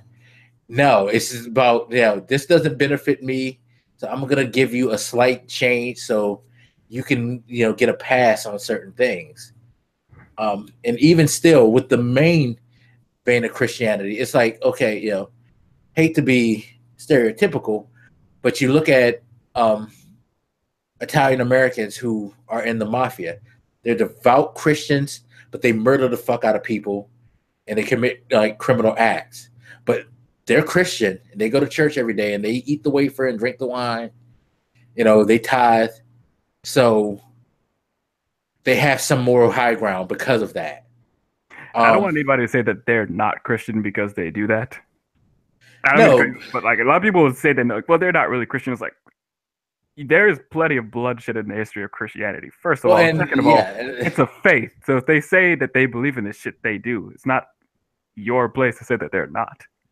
Yeah, and I'm not saying that they're not Christian, but it's like, okay, you're saying that you're Christian, but you're doing immoral things under this vein. It's like, is that not what a Christian should be fighting against? Like, you should not want to kill again, what is one of the fucking commandments? Thou shalt not kill. Yep. It's high on the list. But I mean, that is the thing, though. There's contradictory shit in those books, right? Because there are places in the Bible where they'll say, they will promote the killing of unbelievers, essentially. Yeah, but again, is that what yes. doing? Is that what any Christian? No. And forgive me for singling out the Italian Americans because it doesn't just ring with Italian Americans. It rings a lot with us too, African Americans. It rings with Caucasian Americans. It rings with whatever class of Americans. They all do it, but they all fall back to I have the moral right. Again, looking at government speaking, we can drop bombs like crazy. We can drop that MOBA on people of another faith that we fit or terrorists. It's not, we're not doing it because they're another faith, but not necessarily because they're terrorists and murder a mass amount of people, but we have a moral right to us because we're Christians. I mean, that really means believing in the things that are convenient at the time they are convenient, or even loosely, it could just mean participating in just basic cultural practices like going to church, singing songs, eating the cracker that is Christ somehow. Sir, it's a wafer. To get it right. Fuck me, sorry. My bad. That should actually taste kind of good, by the way. Just yes, of course it does. It's Christ. Totally. Hold on. Before you continue, just as a side note, the wafer and the wine. I find it. You're eating. What is it? The body and the blood of Christ. When you eat the wafer, you're eating the body of Christ. One, that's nasty. You drink the wine, you're drinking the blood of Christ. Two, that's nasty. Shit. Continue. Sorry. Between the two of us, you fucking ate it. So apparently you don't find it as nasty as I do. But I mean, it tastes good, but the idea behind it is like kind of the body and the blood of Christ. You guys heard it here. Mike's into cannibalism, but clearly, I mean, I've only done it a couple of times in my life. To be fair, it only takes one. I don't know when I've last time. God damn. No, I know the last time I've been to church, and This is gonna piss a lot of Christians off too. But you know what the last time I've been to church is? I took a class in college, like when I was younger, before I came back to college and got my degree. I took a class. It was an anthropology class, and they had a section on religion. And one of the projects was you had to go to church and write about the experience. So I went to church just to fucking write a goddamn term paper. And that is the last time I went to church. Let's see. The last time I went, just needed an A, y'all. I'm sorry. It was like several years ago. I was in Jamaica, and my mother's side, which is where we went with, they're very Christy. And so my grandmother was going to church. I just kind of went just because, I didn't believe. I was definitely an atheist by that point, but I just kind of went. And I remember just sitting there as all these songs are going on and people are like waving their hands, feeling the Holy Spirit fuck them in the ass or whatever it was doing. And I remember just like sitting there really bored until all of a sudden this lady like put her hand on my back. And I was like, fuck this. And I just like got up and walked out of the church in the middle of that song. Like, I think I just said like, don't fucking touch me. And I just like, walked out. The Spirit to you, sir. You're supposed to get the Holy Spirit. It was supposed to make you like, I hadn't been to a church in a long time. So like I remember being really weirded out. Like I saw this lady just walking up and down the aisle, just like, I thought she might be in like some sort of trance or I was like, does this lady need help? I remember looking around to see if anybody else was like reacting to the way she was behaving. And they were all kind of like doing similar things, but at a lesser degree. I'm like, oh, okay, I guess this is just what it's like. I remember becoming like increasingly uncomfortable and thinking like, are they going to be able to tell that I'm a fucking atheist? Like, is something going to happen to me? And then she put her hand on my back and I was fucking done. And I haven't been inside another church since. So don't touch people, man. Don't do that shit. Oh, you're supposed to get the Spirit. What's wrong with you? Shit was gross. I remember just like, I felt violated when she touched me. Just sat outside with my arms folded. I'm like, I appreciate the sentiment, but don't fucking touch me, dog. We're strangers. I don't know you. Yeah, no. The last time I went to church too, they did something that bothered me. So it was a church of my mother's cousin. She took me because I was like, she was a very religious person. I was like, well, can I go to church with you? I don't think I told her why, because I'm sure she would have told her. She would have looked at me like, I think I told her some lie, like I'm just curious to see or whatever. What they would do at this church, though, was after the sermon and all of that, they would make new people stand up and give a sort of, I guess, I think they called it testimonial, but basically you just had to tell them who you were, why you were here. And, I remember I made up something. It was really awkward. It was weird. It was uncomfortable because, again, being raised as a Baptist, I've been to church before, and it was just never something that I took. I was, again, lapsed Christian. It's just like, sure, I'll believe if you want me to, but I ain't going. That type of thing. And it just felt really, really awkward because I'm like, I'm in church lying to these people. Why are you making me do this? Just leave me alone. I just need to like say what happened. Like, let me write my like one-page paper and be about my business. But, you're better than me because when they asked that, I didn't even stand up. I was just like, I don't want to tell you why I'm here. I had to because I was with my cousin and she was gonna be like, why, And I would have to listen to family, and they looked at me. I'm like, you better stop fucking looking at me because I'm not standing up. You don't want me to start talking like nobody in here, but ask me my opinion because I'll give it to you. One of the things is I'm way too nice, and I will do that just because I didn't want to make her look bad. She'd been in the church for a while, and I think she was an usher, and she was something else. She was in the choir and all that, so people knew her well. So it's like, okay, I'll help you save face, but I'll by taking an L. It was very uncomfortable. It was like, I'm really willing to admit, I am what you would call a lapsed Christian. I'm not a devout Christian. I don't believe in most religious tenets. The only thing, like I've said before, is I do believe there's some type of like higher power, call it God, call it a spirit, call it what, but I believe that there's an essence within the universe that kind of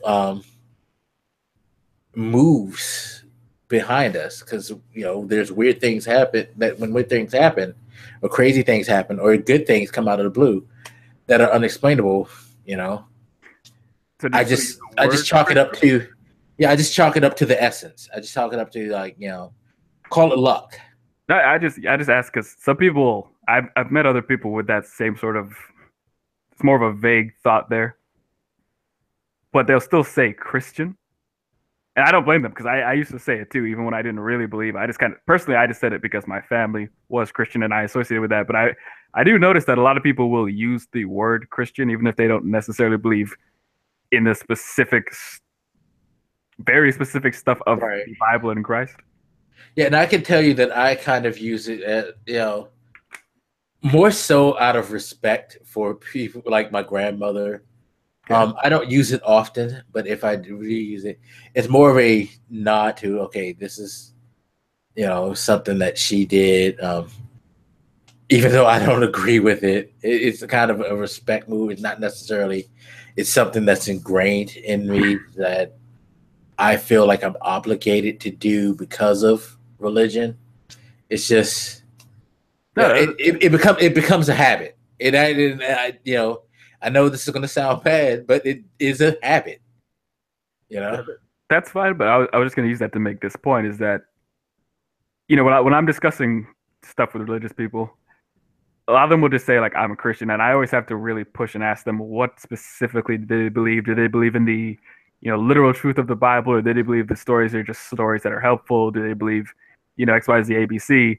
I always have to get really deep with them because we use the term Christian so broadly. It could mean pretty much anything but that you're not an atheist, essentially.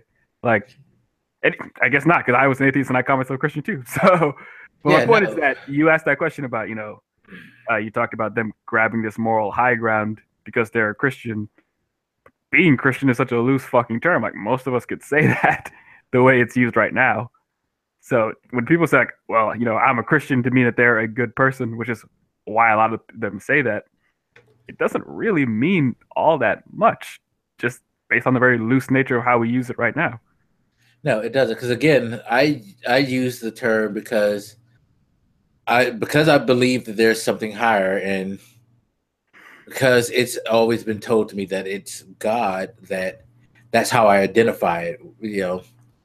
It's just again just something that was taught to me. Even though I'm not a person who's a fan of religion, it's just like it's been made a part of me, so that's why I do it.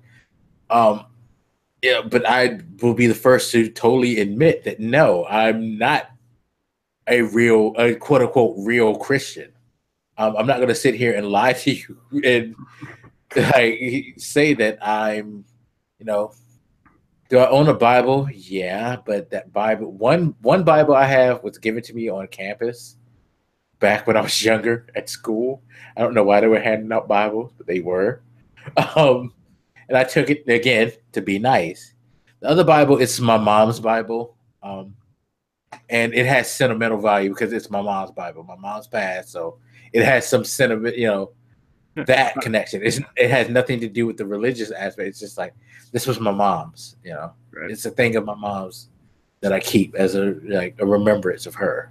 That and again, sorry, Christians, if that's the reality, but I want to be honest about this stuff.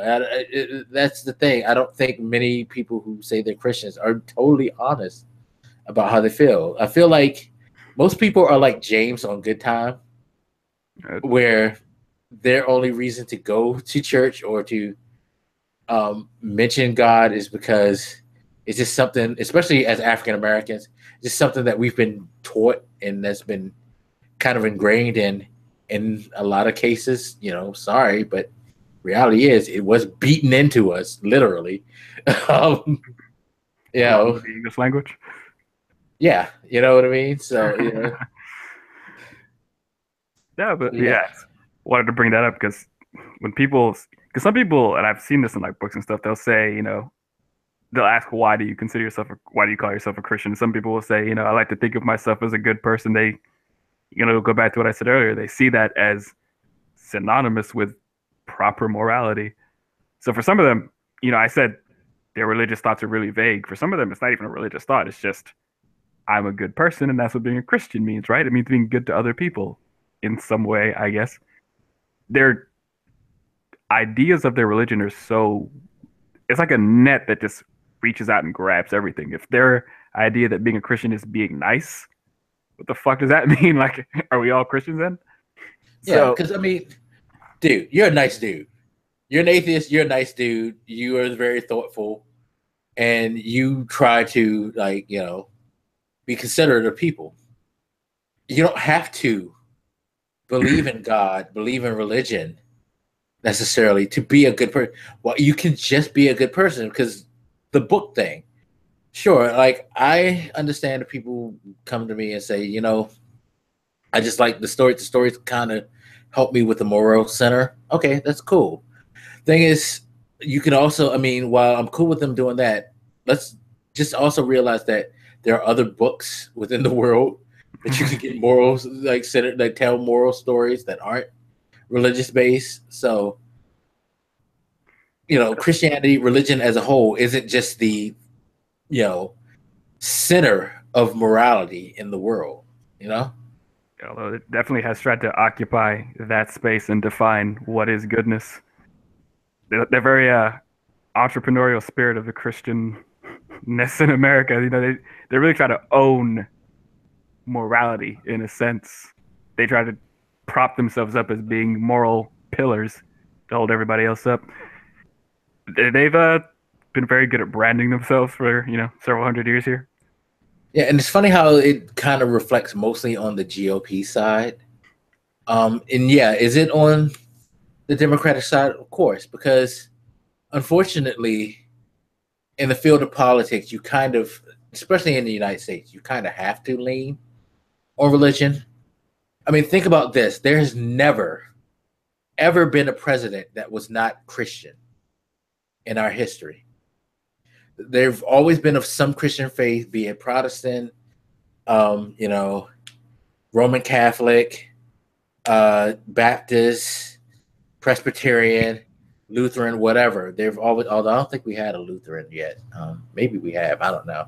But all those other ones I mentioned, we've had presidents that were of some Christian faith. Had somehow Bernie Sanders won the nomination election, he would have been the first non-Christian president that we've ever had. And how long has this country been around? It's been around for a couple of centuries. Yes. It should tell you something, how strong certain religious things are, especially Christianity, because Christianity trumps all. This is why you see people react the way they do when there's terrorists. It's like, oh, these Muslims are coming in. And that's the thing that kills me when it comes to think terrorist acts, from foreign countries. There's always these Muslims. And I understand, yeah. What the people who have done terrorist acts or that you consider terrorist acts have all mainly been Muslims. But again, Timothy McVeigh, devout Christian, terrorist act. It does happen. I mean, it does. You can point to a difference in number, but I think that was what I was trying to get to earlier when I said, Islam is the youngest of the three, and it hasn't had the same time to go through the tempering and evolution that the other two has. So right now you see some violent acts based out of their religion, but some of that is just youth. I guess that sounds kind of weird to say, but people really don't notice that it's not as old as the other two, not by a long shot. Yeah. And while these people do things in the name, it kind of goes to the whole argument about how people say they're Christians, but they're not Christians. Yeah, they do it in the name of Islam, of Muhammad, but their real motivations is they hate us, or they hate this country, or they hate certain things that this country has done to their country, or for whatever reason. There's like actually bigger motivations beyond I'm Muslim, so I'm just going to do this. And we seem to boil it down to it's a Muslim thing, where it's really not. It is actually more of a social and political thing, because that's generally what terrorism is classified as an act that is motivated through political means. They hate the United States and what the government has done in their countries, and they want to punish us for that. That's honestly the simple reason behind a lot of terrorist acts. It's not because, it's not necessarily because Allah told them to do that. Sure, some of us say that, but reality is it's not. It's because they think that we're shit and they want to punish us for being shit in their eyes. I would put more. I think I would personally put more blame on the religion than you do. I do agree that there are socioeconomic things going on there are a major factor. But I do think, and I was going to mention, we talked about the right's relationship with religion. I think one of the left's is that they're not willing to, in a lot of cases, hold religions accountable. Because I do hear this argument a lot that I agree. I'm not saying that there's no socioeconomic issues there that cause some of this. Definitely, there has been throughout history. But some people take it to the extreme where they just like, it's all this. It has nothing to do with the religion. I've read some of the Quran. You could definitely justify some of that shit with shit in the Quran.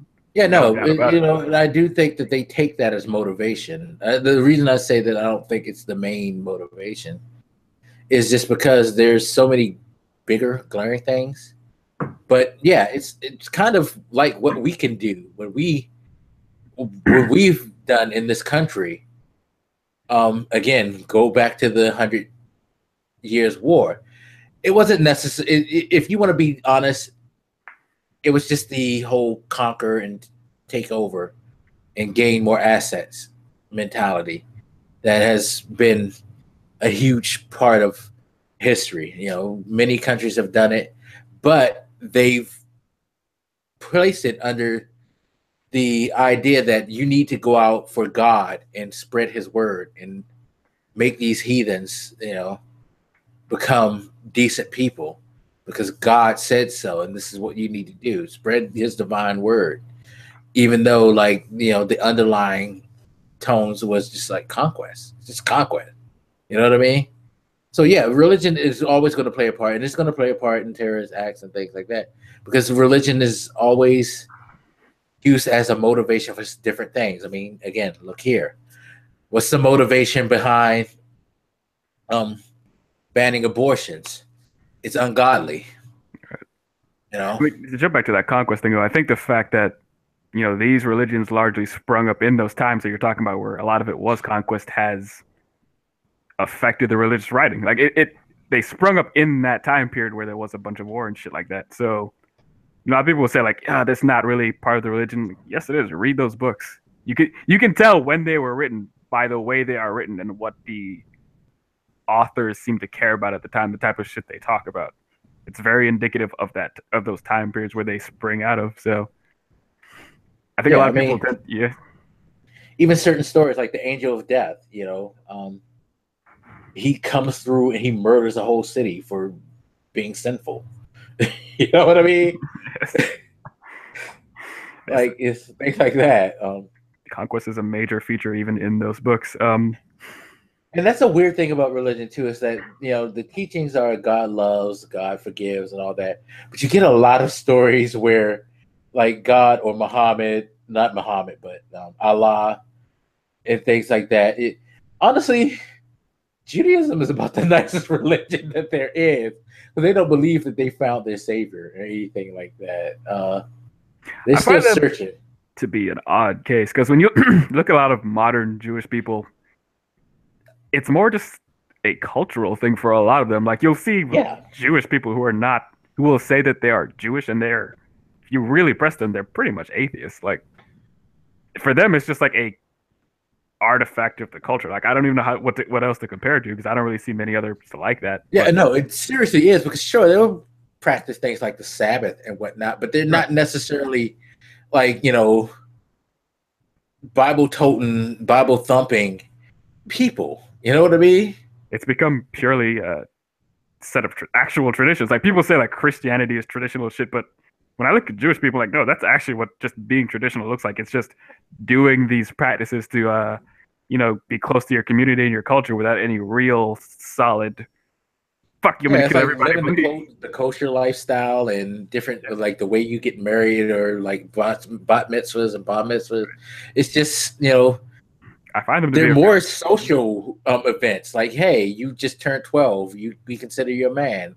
right. Mazel tov. Let's have a party. You know what I mean? Yeah, It's not necessarily they're trying to pass down their word and make people believe that this is the way that you should necessarily be. It's their way.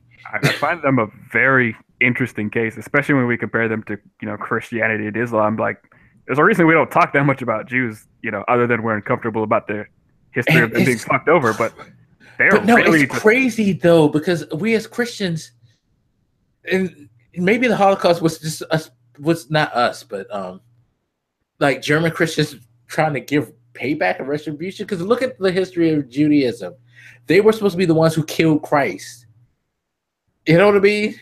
right. And it's like throughout history, these people who killed Christ have probably committed the least offenses.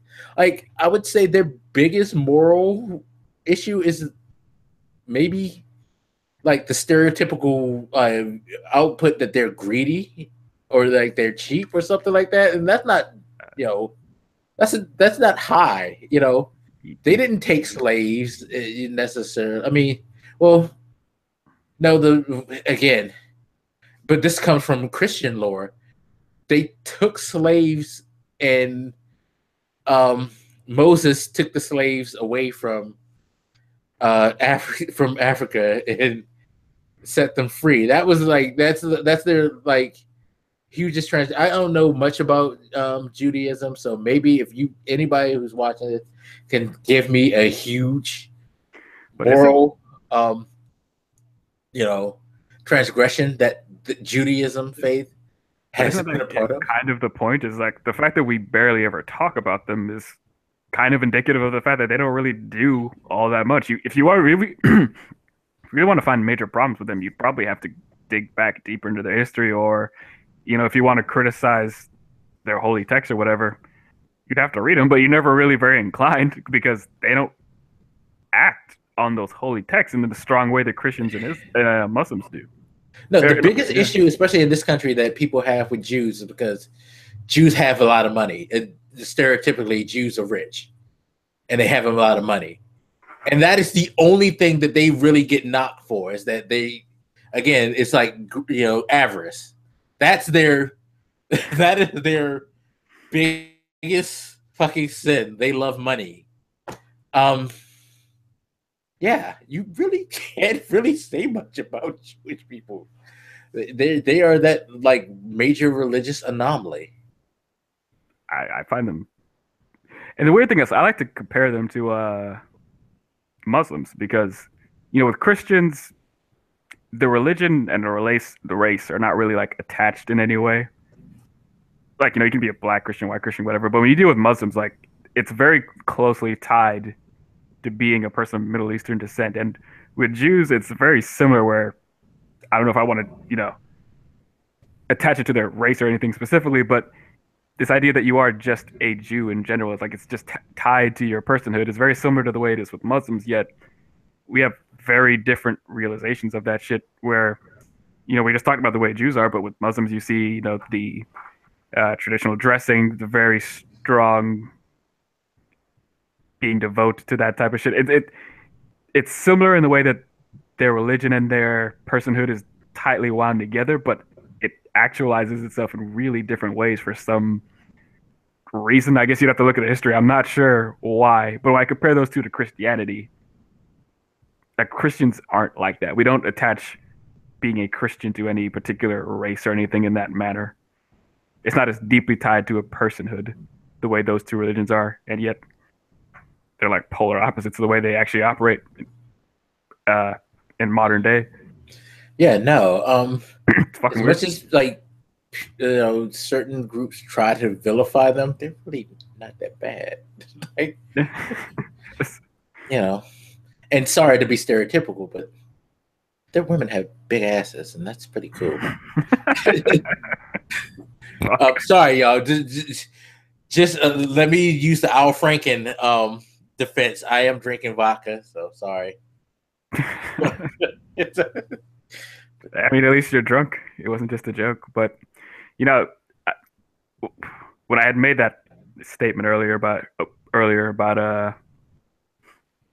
people actually believing, because I think a lot of people, they'll say when somebody does something wrong in the name of faith, it'll be like, well, they're not really this religion. They're not really of our religion. And that's a hard line to deal with because, one, religion is completely faith-based and it's based on your interpretation, right? So if I have an interpretation of the Bible that's a little different from somebody else's, I'm sorry, but when you stepped into the realm of faith, you didn't get the right to tell me that I'm not a Christian, right? Like, you cannot decide that I am not a Christian because it's purely faith based. It's not an objective reason you can say that I'm not in many cases. So a lot of people's game of, well, they're not really a Christian, they're not really Muslim. That's what you get for not being in the realm of objective honesty. If you want to deal in a realm of faith where objective reasons don't matter, that's what you fucking get. Sometimes you have to deal with that type of shit. So there's that sort of instinctive distancing, which, goes back to a lot of their ability to say, I'm a Christian, hold the moral high ground. It's because if anybody ever does anything wrong while being a Christian, they just sort of sneakily take back the Christian membership card somehow. It's really odd, but they try to distance themselves from anybody who does anything wrong in the name of Christianity, or worse, I guess in the case of this Moore guy, make up stupid excuses or say, well, he's a Christian, so he's still better than a liberal. I don't know what they're railing against there. But he's accused of harassing and sexually abusing, possibly, doing things. In fact, one girl, they said she was 14, and the defense was, well, she consented. You know what? 14-year-olds legally can't consent. So he raped her. Okay? And you're fine with that. You're comfortable with that. You're fine with a person who's willing to, who was. I don't know if he still does. I hope he doesn't still do it because he's an old man. If you're still chasing teenage girls, you're creepy as fuck. You're creepier than you were. You can't catch up to them anymore, so they're fine. Yeah, but he's got enough money and power to where he can have his minions grab him. So, yeah, fair enough. He has enough money to offer them candy now. Fair enough. But you had mentioned something I forgot to jump back to. You mentioned that abortion thing. There are many cases where regular mainstream religious ideas cause moral catastrophes. You have the abortion issue. You have people that didn't want to deal with stem cell research because it was fucking around with embryos or whatever. Gay rights, shit like that, like major societal issues. And I'm sorry, Christians, but you're generally on the wrong side of these moral issues. Let's just take the stem cell research. A lot of them don't want to deal with that because of the destruction of embryos, whatever. They hate the idea of killing a potential life, which I feel like if you understand the science, what does that really fucking mean? Yeah, it's an aborted fetus. It's already been taken out. So why not make some good, like, you can make the moral case that, at least it's going to be used to benefit the world. Right. Like this idea, and this, goes to some fundamental Christian ideas, this notion that this bundle of cells that doesn't even have a nervous system, can't think, can't feel, doesn't even have an identity, nothing like that, is morally equivalent, worth the same moral attention as a grown person who's actively suffering from a disease or an injury or something like that. For you to deny people who already exist, who are in pain, who are in suffering, and future people who will suffer of similar types of ailments, stem cell research could be a godsend. That is, people have said it could be one of the major breakthroughs in medicine in like 100 years or so. Like, it's really fucking a lot of potential is what I'm getting at. And historically, people have stood in the way of it because, well, you can't do that to this bundle of cells with no feelings because of religion. They are equating a bundle of cells with a full-grown person.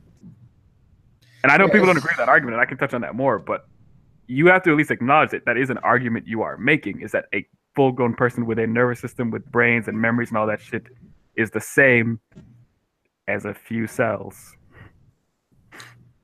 Yeah, like with the abortion issue, my stance is I'm against people who use it as a form of birth control, only because I feel like there are people out there who don't seem to realize that, there's condoms, there's pills, there's all sorts of ways, which, again, these things that I'm naming are also things that this is so fucked up. Because hold on. Okay, so you're against abortions, right? But you're against use of condoms and birth control and things like that because that's not, what God intended. Like, make up your mind and pick something because That's you not don't a want people to consequence. abort babies. So you want people, because like for me, I don't like people who just use it as a form of birth control. I think that's kind of like shady because it's like you're just out there. Because one, you're risking your body anyway by having unprotected sex randomly. Then you just get randomly pregnant, like, I'll just like abort the fetus. Like you're really just because it can be abusive if you do it enough times. There Right. is repercussions to it, and you're willing to abuse your body because you don't want to take the responsibility and use birth control, which is available to you. To me, that's moronic. That's dumb. That being said, I am for abortion because, you know what? One, it's your right. If that's what you want to do, whatever. If you want to bring in the religion thing, you know what? That's between you and God. If you want to like talk religion, that's how your attitude should be. That's between that person and God. It's not for me. It's not for anybody to necessarily tell them what to do from that aspect because it's their body, it's their choice. Let them deal with whatever repercussions, be it medical or religious, if you believe God is going to smite them or whatever the fuck for doing that shit, right? Whatever, like leave them be. This might Second, surprise people, but I actually don't agree with that point. But we can come back to huh? it. I actually don't Why agree with didn't you agree with that point? So I think this shows that we need to have a serious conversation about what personhood means because, I mentioned, a set of cells doesn't have any feelings or whatever. So what a lot of religious people will do is they'll jump to, well, you're destroying a potential person or, it has a soul and things like that. So for them, it suddenly turns into the killing of a person or a potential person, which we should step in if somebody's going to kill a person. So I think we should come to an understanding as to the idea of personhood, I guess. Well, that's the funny thing because they kind of have because the law states that if you're at a certain point, you can't have an abortion. So they kind of establish the the limit of when this isn't a person and when this is a person. I thought that So was just for safety reasons. Was that it I guess I partially didn't acknowledge that as a demarcation of personhood, but it kind of is, but when you look at how they explain it, they always tend to say at this point this is a cognizant this is the person, and you can't do that. They always sell it as a once you get to this point, this is a human being. Don't do it. That's how they sell it. At least it may not be what the spirit of the law was for, but that's always how it's been sold because you shouldn't have an abortion at a certain once you reach a certain trimester. It's just not because I mean going to the health thing, if it was the issue of health, this is another reason why I'm okay with abortions. There are situations where women won't be able to survive childbirth. They know that their bodies are not, there's something genetically or physically wrong with them that this could kill them. And it's better for them to have an abortion than to risk natural or cesarean childbirth because this could take them. I mean, and again, it's a choice that they can make. And I'm comfortable with them being given that choice. Another thing is, and I've had personal experience with this because I know people who went through this. There are situations where people have been impregnated through criminal acts, through rape. definitely.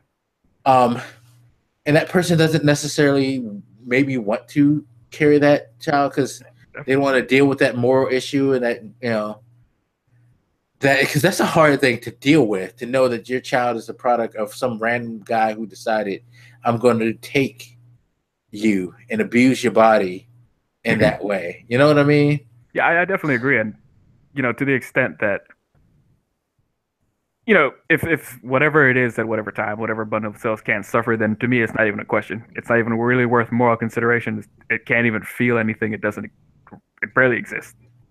But I only bring up that point because I feel like, like I said, I'm an atheist, so I've talked to other people about this, and I feel like one of the mistakes a lot of my more atheist friends will do is they'll just say, I remember hearing this phrase like, well, if you don't like abortions, just don't have one.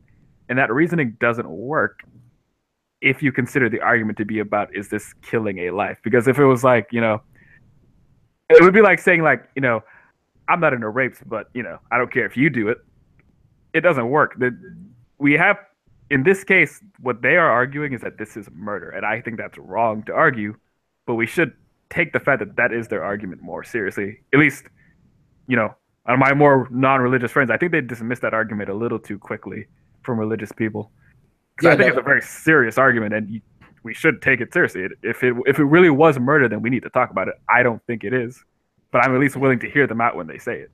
I know it is a serious argument, but I still feel like even removing, if you could remove the religious aspect from it too, it's still a personal choice, and it's a personal choice of morality to me. That's fine. Again, it's not necessarily something that I'm a champion of, but I respect your right to do it. I don't have to necessarily totally 100% agree behind it, but who am I to tell you what to do?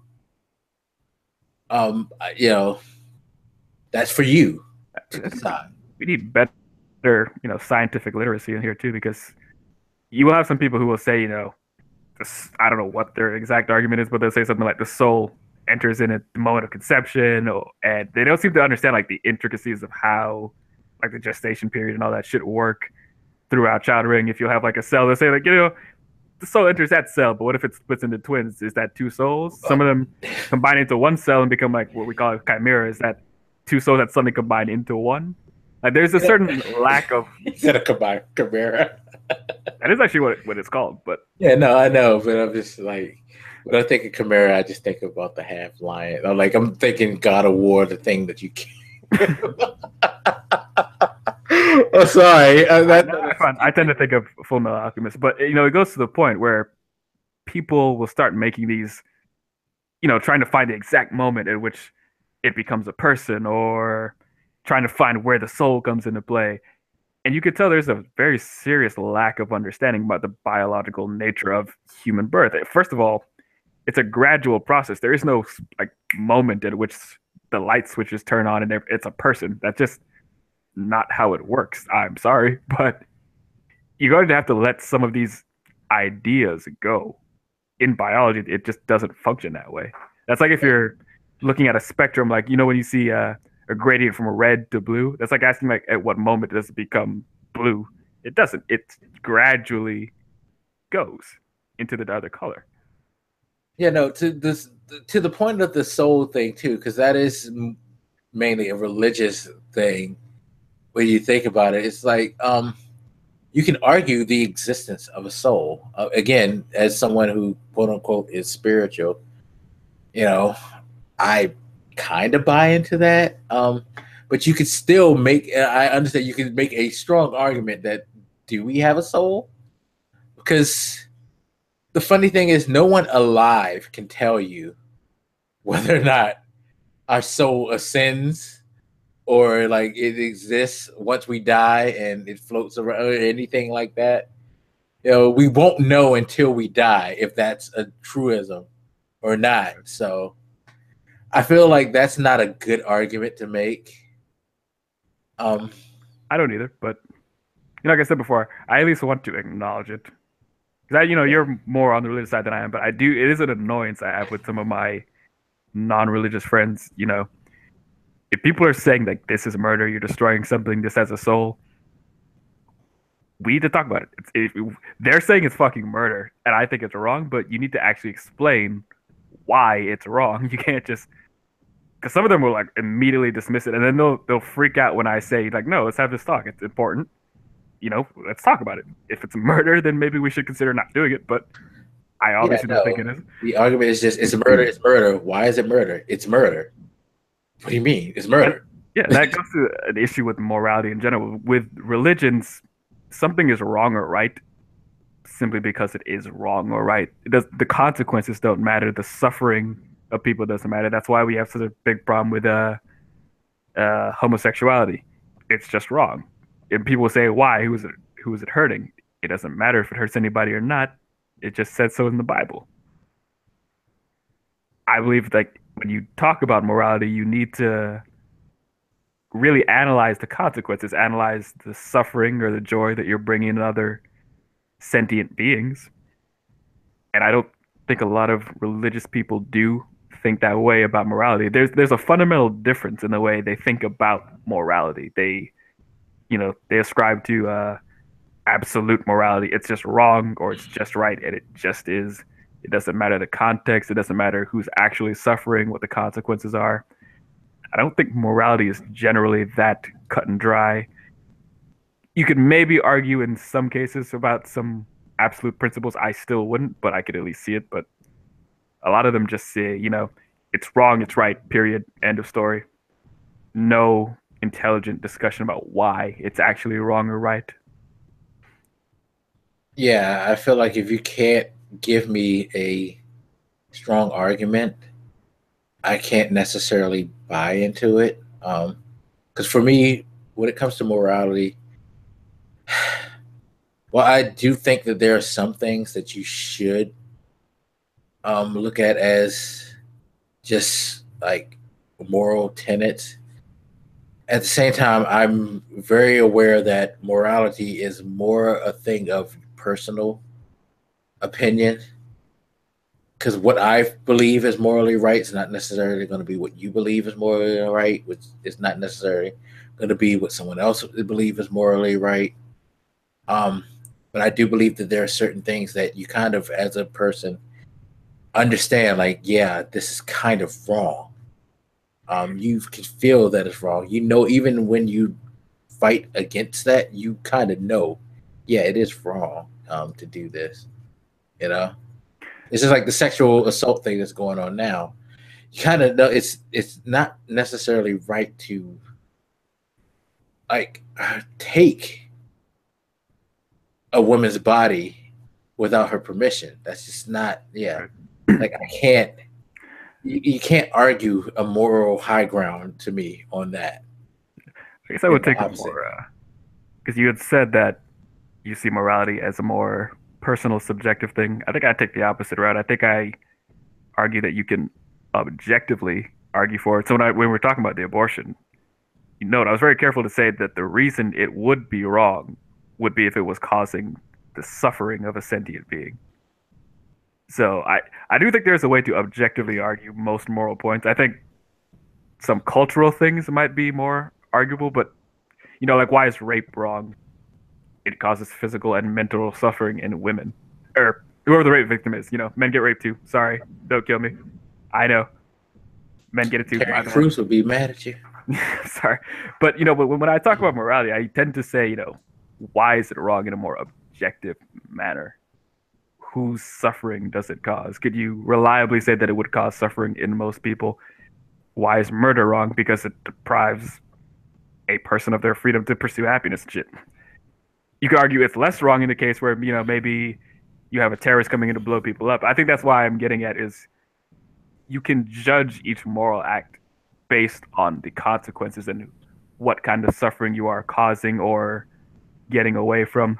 And the reason I make that distinction is because one of the things I fear, and this happens in the left, is they have this idea where, you know, they'll say, we can't really decide what is moral. That's a personal opinion, or they'll say it's more of a cultural thing. Like, here in the West, this is moral, but here in the East, whatever, this is moral. And I think the reason that's dangerous is because when you look at, we talked about it earlier, Islam, when they do something harmful, say to girls or whatever, in the name of religion or whatever their cultural practices are, a lot of us tend to give that a free slide because we feel like we don't have any objective way to judge that morally speaking. Or people will look at the past and say, like, slavery is wrong now because we think it's wrong. It wasn't wrong back then. And I always say, no, it was wrong whether they understood it or not, because it caused suffering for those slaves at the time. I can objectively argue that slavery was always wrong. I'm talking mostly about black people right now. I know there was other slaves, but we're black fucking. I'm talking about black slaves at the moment. I will say that at any point in history, slavery, enslaving black people, was wrong, whether the people doing it or suffering it realized it was wrong at the time, because it did cause suffering. I don't know where you see that, but no, I mean, I agree with you. And I guess when I say that it's an individual thing, it's more because I recognize the fact that there are going to be people who just aren't going to agree with that, with like what you were saying, how there are things that definitely should be held accountable on a moral level. I guess I'm just acknowledging that there are going to be people who are going to in many ways be dicks about it. I see the argument all the time on the internet, like with the N-word. Like why can't white people use it? I see white people argue about why can't we use this, knowing that there was a moral reason why people don't like it when they use it, because when they used it, heavily, it was used as a way to, degrade an entire race. Right. So it's left, a sore spot in people's mentality. But yet I see people always argue all the time, well, why can't we use it now? You guys use it. And it's funny because I saw somebody last night make the argument, well, maybe people just don't understand these days why this is such a bad thing. And I call bullshit, because you said this on the internet, a place where you can look up information at your leisure and actually find and gain understanding. So shut the fuck up with that fucking argument. God damn. Dumbest argument in the world. To me. People are stupid. Anyway, but yeah, it's just like, certain things like that, or like the whole thing with the sex act thing. Again, last night, someone sent me a tweet where this guy, in defense of Louis C.K., berated one of the women who came out against him, was like, you're a fucking cunt and you're a slut and you're stupid. All he did was ask you if he could jerk off in front of you. That was his argument. Very strong argument. Like, really? That's the fucking crux of the matter. It's okay because all he did was ask you if he could fucking spew on you. It's like the fucking moral high ground that people try to take is just asinine. Yeah. And to be clear, I want to make sure people don't think I was trying to simplify things, because I know when I say you can talk about morality in an objective way, that is not people's first instinct in a lot of cases. I remember having this argument with my dad over dinner. Like he said something about what was it? It might actually been that slavery example where he said, slavery was only wrong because we decide it's wrong now. When people say stuff like that, they are leaving the door open for a lot of bad shit, and they don't realize that they are, because what they're essentially saying is the person suffering doesn't matter. It just matters how we look at it. And I don't agree with that. It's the person suffering that matters. You could make the argument that maybe, you can balance the suffering out with other things, like maybe if hurting one person saves a billion, I don't know. We get into some murky philosophical waters there that I have trouble wading through. I admit it gets, you can contrive particular scenarios that are really difficult to deal with, but generally speaking, I would say it is a more objective endeavor than people think. No, but honestly, I think you said that you didn't mean to simplify, but I honestly think that you would be right to simplify some things, because there are some things that, it is simplicity itself. There's right and there's wrong. Whether these women were teenagers or not, to force yourself on a woman is wrong. You should never force someone to do something that they're not willing to do. It is as simple as that. There are levels of morality that are just plain easy. It's slam dunks that you should know better. I think. That main point, like I said, you can offer an actual reason for why it's wrong. And I want people to remember that main point. It's not just wrong. I mean, it's obviously wrong, but if you had to give a reason, you could give reasons. You could reference that young lady suffering, and I want people to remember that point above all else. You have to come up with actual reasons why something is wrong. Yeah, and for me, I feel like if you're gonna give a reason, it better be a damn good reason. It better be something that would make me question the morality of the thing. Because again, the Al Franken thing. Oh, I don't remember doing this. I thought it was just a funny joke. That's a reason. It's not a fucking good reason in my mind for you to do what you did. Yeah, I agree. Another, this goes back to us like having this talk about religions and shit. A lot of them think like, well, my idea of morality is my idea. But the beauty of having an objective way to judge moral things is that we can all agree on it. The same way we all agree that 2 + 2 = 4. We can all say, if this causes suffering, a certain amount of suffering, whatever, this is wrong. If you bring things into a more objective arena, it's easier for everybody to agree on it. The same way you agree about historical facts or math. Some people don't because they're just crazy no matter what. But at the very least, 1 × 1 is 2. Yes. At the very least, you brought it into an arena where everybody, in principle, should be able to agree. Whereas in the subjective arena, nobody is obliged to agree to anything. If I say my favorite musician is Eminem, and Magus is probably Britney Spears, we don't have to align on that. There's no reason for it. But you could be Britney Spears though. Damn. You just say Kendrick shit. No, I wanted to specifically put out Britney Spears. But you know what I mean? Like, people need to realize that I always call them arenas. There's a subjective and objective arena, and I think we should try to inhabit the objective one as much as possible because that is the one we are going to agree in. That's why when people say, religion and politics should be separated, it's because religion is in the subjective arena, so we're never going to agree on it. Ever. Yeah. We shouldn't even use it because we literally cannot come to an agreement on those things. So don't judge shit on that way. Judge it in the objective way where we all, regardless of whether you're Christian or Jew or a dirty fucking atheist, should be able to agree on it. I think if you wanted to, if you really want to get really scientific and say, let's hook some wires up to somebody's brain and see the amount of suffering they're causing, the point is it's empirical, it's objective. You really could, at least in theory, and in practice in some cases, measure somebody's suffering if you wanted to take it to that extreme and say, yeah, what I just did here caused suffering to this person. It is objective and observable in a way that everybody should be able to agree with. Yeah, and I think that's a perfect way to end this podcast. You dirty fucking heathen. But no.